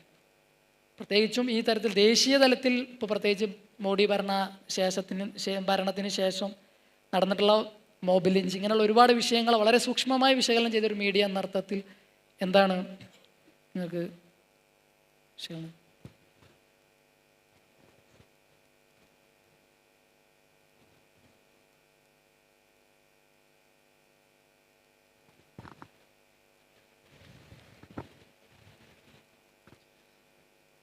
നമുക്ക് അനുവദിച്ച സമയത്തിനേക്കാൾ അധിക സമയം നമ്മൾ എടുത്തു കഴിഞ്ഞു. അടുത്ത ഗസ്റ്റ് വരികയും ചെയ്തു. കാര്യമായിട്ട് അനുഭവങ്ങളൊന്നും പറയുന്നില്ല. ഞാൻ കൺക്ലൂഡ് ചെയ്ത് എനിക്ക് പറയാനുള്ളത്, ഈ ഫലസ്തീൻ ഗസയായിട്ട് ബന്ധപ്പെട്ട് വ്യത്യസ്ത രീതിയിൽ ആളുകൾ സംസാരിക്കുകയും നമ്മൾ വ്യത്യസ്ത കുത്തുബകൾ കേൾക്കുകയും വ്യത്യസ്ത ഐക്യദാരുടെ പരിപാടികളിൽ പ്രസംഗങ്ങൾ കേൾക്കുകയും ചെയ്തിരുന്നല്ലോ. അല്ലെങ്കിൽ കുറച്ചുകൂടി ആയത്തിൽ ഒരു അസ്വസ്ഥപ്പെടുത്തിയത് കുറച്ചുകൂടി ഒരു ഇടങ്ങാറുണ്ടാക്കിയത് എൻ്റെ നാട്ടിലെ പള്ളിയിലെ കുത്തുബയായിരുന്നു. എം മൊഹീദ്ദീൻ സാഹിബിൻ്റെ കുത്തുബ. ഇപ്പോൾ ഒരു കുത്തുബയിൽ മൊത്തം പറഞ്ഞത് ഗസയിലെ കുട്ടികളെക്കുറിച്ചൊരു 10-15 മിനിറ്റ് പറഞ്ഞതിന് ശേഷം ഒരു വംശഹത്യാ മുനമ്പിൽ നിൽക്കുന്ന അല്ലെങ്കിൽ ഒരു ഇസ്ലാമോഫോബിയ പ്രൊജക്റ്റ് വളരെ സിസ്റ്റമാറ്റിക്കായി നടത്തുന്ന ഒരു രാജ്യത്തിലുള്ള മുസ്ലിം വിദ്യാർത്ഥികളെന്ന അർത്ഥത്തിൽ, മുസ്ലിം കുട്ടികളെന്ന അർത്ഥത്തിൽ നമ്മുടെ ഒരു ഈമാൻ, നമ്മുടെ ഒരു റെസിസ്റ്റൻസിനെ കുറിച്ചുള്ള നമ്മുടെ ഒരു ചിന്ത, ഇവിടെ നടക്കുന്നത് എന്താണ് എന്നതിനെക്കുറിച്ചുള്ള നമ്മുടെ ആലോചനകൾ എന്തൊക്കെയാണ് എന്ന് കുറച്ചും കൂടി രക്ഷിതാക്കളോടാണ് മൂപ്പർ സംസാരിക്കുന്നത്. നിങ്ങളുടെ മക്കൾ അങ്ങനെയാണോ, അല്ലെങ്കിൽ നിങ്ങൾ തന്നെ അങ്ങനെയാണോ എന്നൊക്കെ മൂപ്പർ ചോദിക്കുന്നുണ്ട്. നമ്മൾ 3, 4, 5, 6 വയസ്സുള്ള ഫലസ്തീനി കുട്ടികൾ അവിടുത്തെ അധിനിവേശത്തോട്, അവിടുത്തെ അധികാരത്തോട്, അവിടുത്തെ യുദ്ധക്കൊതിയന്മാരോടൊക്കെ സംസാരിക്കുന്നത്, അവരവരുടെ റെസിസ്റ്റൻസിനെ കുറിച്ച് സംസാരിക്കുന്നത്, അവരവരുടെ ഇടപെടലുകളെ കുറിച്ച് സംസാരിക്കുന്നത്, നിങ്ങൾക്ക് ആരാവണം എന്ന് ചോദിക്കുമ്പോൾ അവരവരുടെ കരിയറിനെ കുറിച്ച് സംസാരിക്കുന്നത്, എല്ലാത്തിലും അവരുടെ ജീവിതങ്ങളും അവരുടെ ചുറ്റുപാടുള്ള ജീവിതങ്ങളും അവർ കണ്ട ജീവിതങ്ങളൊക്കെ ഉണ്ടായിരുന്നു. പക്ഷേ നമ്മൾ അങ്ങനെയാണോ നമ്മുടെ രാജ്യത്ത് ഇപ്പോൾ നടക്കുന്ന വളരെ വളരെ സിസ്റ്റമാറ്റിക്കായ, വളരെ പവർഫുള്ളായ ഒരു സ്റ്റേറ്റ് നടത്തുന്ന ഒരു വംശഹത്യാ പ്രൊജക്റ്റിനെ കുറിച്ച് നമ്മൾ മനസ്സിലാക്കിയത് എന്നതിനെക്കുറിച്ച് നമുക്ക് ആശങ്കകൾ ഉണ്ടാവേണ്ടതുണ്ടെന്നാണ് തോന്നുന്നത്. ഞാൻ പലപ്പോഴും മക്തൂബായിട്ട് ബന്ധപ്പെട്ട് വാർത്തകളൊക്കെ കൊടുക്കുമ്പോൾ നമ്മുടെ സർക്കിളിലെ ആളുകൾ പോലും പലപ്പോഴും ഇതൊന്നും ഞാനിപ്പോൾ നോക്കാറേ ഇല്ല, ഇത്തരം വിഷയങ്ങൾ ഞാനിപ്പോൾ പരിഗണിക്കാറില്ല, ഞാനിപ്പോൾ വേറെ ഫീൽഡിലാണ്, ഞാൻ അറിയാറുണ്ട് കുറേ വാർത്തകളൊക്കെ നടക്കുന്നുണ്ട്, പക്ഷേ ഞാൻ അത്ര മൈൻഡ് ചെയ്യാറില്ല. ഒരു ലിഞ്ചിങ് വാർത്ത ഒരു ദിവസം വായിച്ചാൽ അല്ലെങ്കിൽ ഒരു ലിഞ്ചിങ് വീഡിയോ ഒരു ദിവസം കേട്ടാൽ എൻ്റെ അന്നത്തെ മൂഡ് പോവും.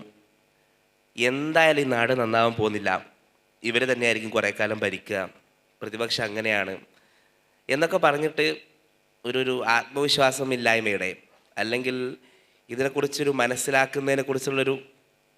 മനസ്സിലാക്കാനുള്ള ധൈര്യം പോലും ഇല്ലാത്ത രീതിയിലുള്ള പലപ്പോഴുള്ള സംസാരങ്ങൾ നമ്മളിൽ തന്നെയുള്ള നമ്മുടെ ചുറ്റുപാടുള്ള ആളുകളും, എന്തിനേറെ പറയുന്നു വ്യത്യസ്ത കമ്മ്യൂണിറ്റി ഓർഗനൈസേഷൻസും വ്യത്യസ്ത രാഷ്ട്രീയ സംഘടനകളോടുള്ള ഉത്തരവാദിത്തപ്പെട്ട ആളുകൾ വരെ സംസാരിക്കുന്ന കേൾക്കാറുണ്ട്. നമ്മളിതിനെ അഭിമുഖീകരിക്കാൻ തയ്യാറല്ലാത്ത പോലെ തോന്നാറുണ്ട്.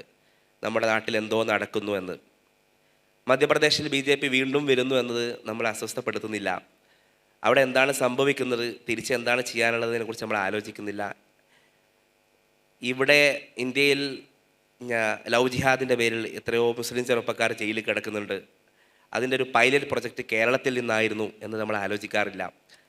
ഇത്തരം വിഷയങ്ങളിലൊക്കെ പലപ്പോഴും ഒരു 2-3 കാരണങ്ങളുണ്ട്. ഒന്ന്, ഇത് ഭയങ്കര ട്രോമ ഉണ്ടാക്കുന്നു, ഇത് ഞങ്ങളെ അപ്സെറ്റ് ആക്കുന്നു, എൻ്റെ ബാക്കിയുള്ള ലൈഫിനെ മൊത്തം ഇത് ബാധിക്കുന്നു എന്ന അർത്ഥത്തിൽ ഇതിനെ മൈൻഡ് ചെയ്യാത്ത ആളുകളുണ്ട്.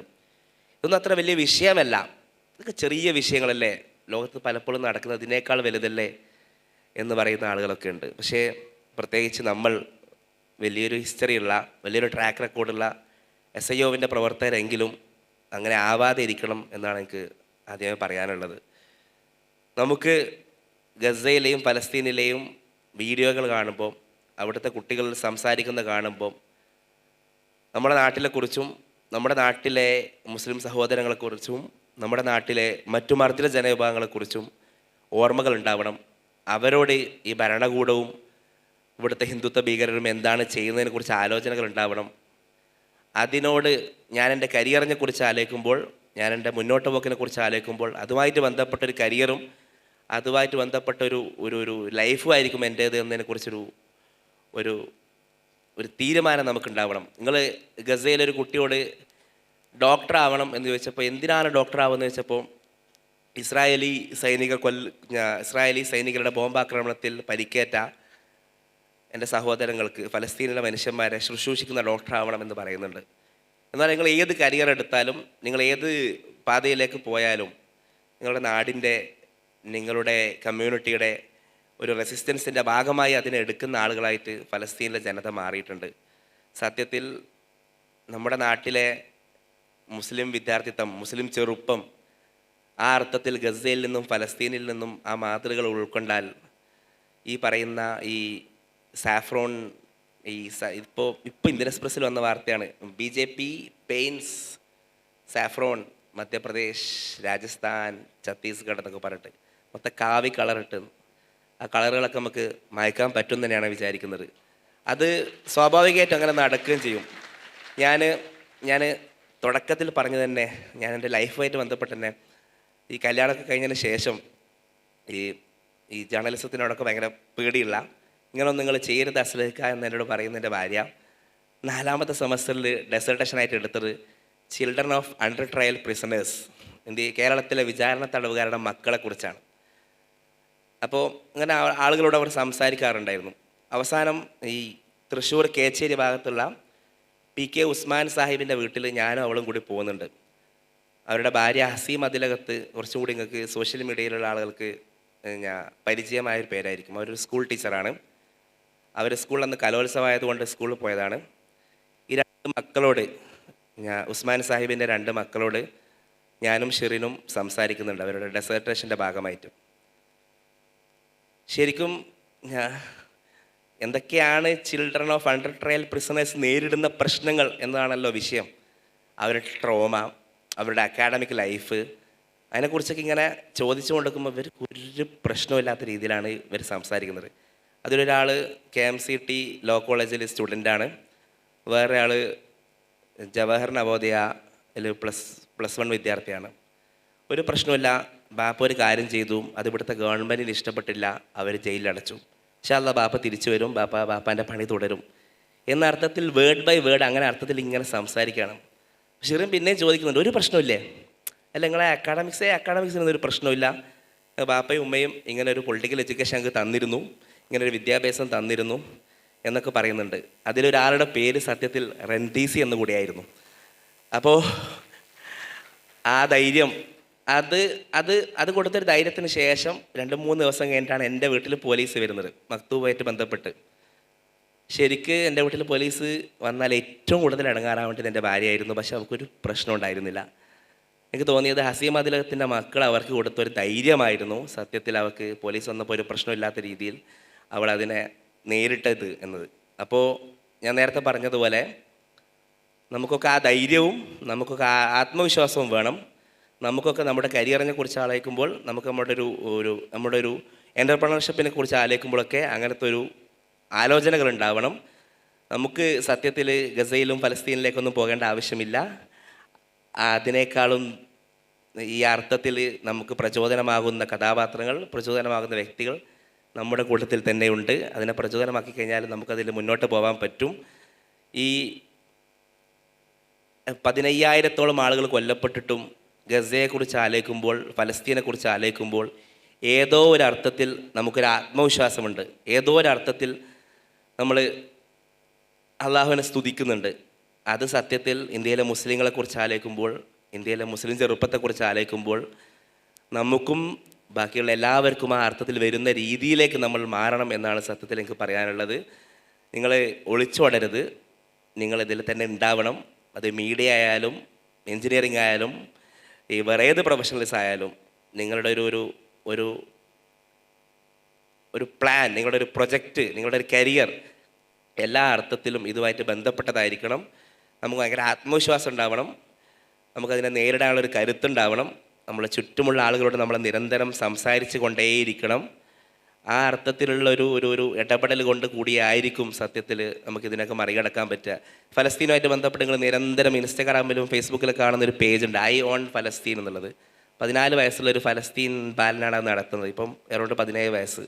ലോകത്ത് മൊത്തം ഫലസ്തീനിൽ എന്താണ് പറഞ്ഞു കൊടുക്കുന്നത്, എന്താണ് നടക്കുന്നതെന്ന് ലോകത്ത് മൾട്ടി ക്രോർ പ്രൊജക്റ്റുകൾ, മൾട്ടി ക്രോർ ഫണ്ടുകളുള്ള മീഡിയകൾ അതിനെ മറികടക്കുമ്പം അതിനെതിരെ വാർത്ത കൊടുത്തിട്ട് അതിനെതിരെ ഇൻസ്റ്റഗ്രാമിൽ അപ്ലോഡ് ചെയ്തിട്ട് സത്യം ഇതാണ് എന്ന് സ്ഥാപിക്കുന്ന ഒരു 14 വയസ്സുള്ള ഫലസ്തീനി ചെറുപ്പക്കാരനാണ്.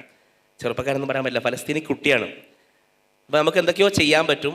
നമുക്ക് എന്തൊക്കെയോ ചെയ്ത് കഴിഞ്ഞാൽ അതിന് വലിയ റിസൾട്ടുകൾ ഉണ്ടാവും, അതിന് വലിയ മാറ്റങ്ങൾ ഉണ്ടാവും. ആ അർത്ഥത്തിൽ നമ്മുടെ ഒരു ഇടപെടൽ അങ്ങനെ ആയിരിക്കണം. അതാണ് എനിക്ക് പറയാനുള്ളത്.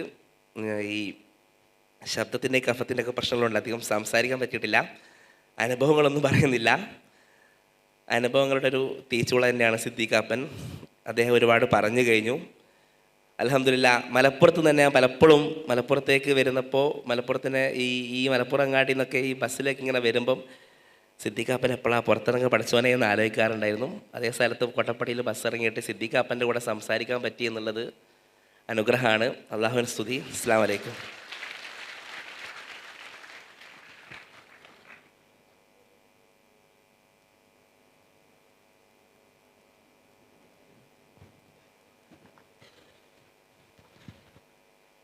നമുക്ക് ഇന്ന് സെഷൻ അവസാനിപ്പിക്കാം. സിദ്ദീഖ് സാഹിബിന് എന്തെങ്കിലും ആഡ് ചെയ്യാനുണ്ടെങ്കിൽ അവസാനമായിട്ട്.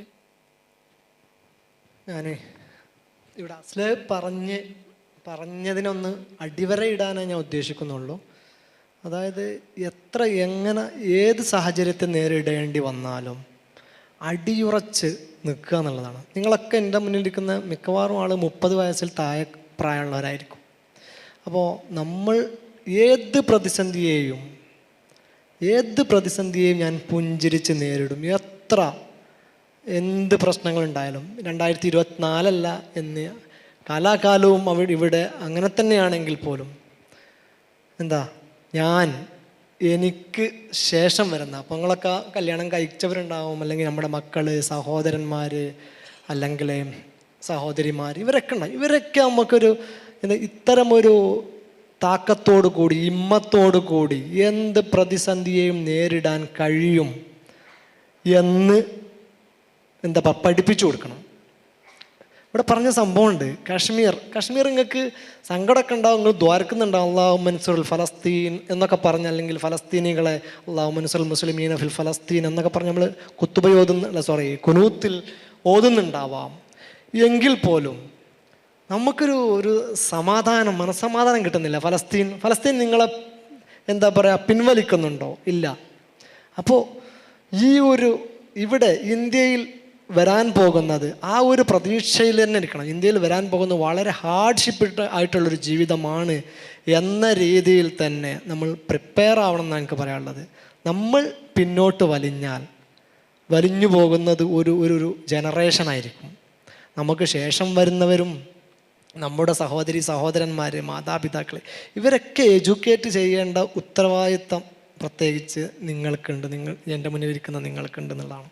അപ്പോൾ അതുകൊണ്ട് തന്നെ ഞാൻ പറഞ്ഞല്ലോ, എൻ്റെ കുടുംബമൊക്കെ പറഞ്ഞാൽ വളരെ ഒരു വലിയ നിങ്ങളൊക്കെ ഇവിടെ ഉള്ളവരൊക്കെ അധികം പ്രൊഫഷണൽസ് ആയിരിക്കും, പ്രൊഫഷണൽ വിദ്യാർത്ഥികളായിരിക്കാം. അങ്ങനെ ഒരു പ്രൊഫഷണൽ വിദ്യാഭ്യാസമൊന്നും കിട്ടാത്ത ഒരു ഫാമിലിയാണ്.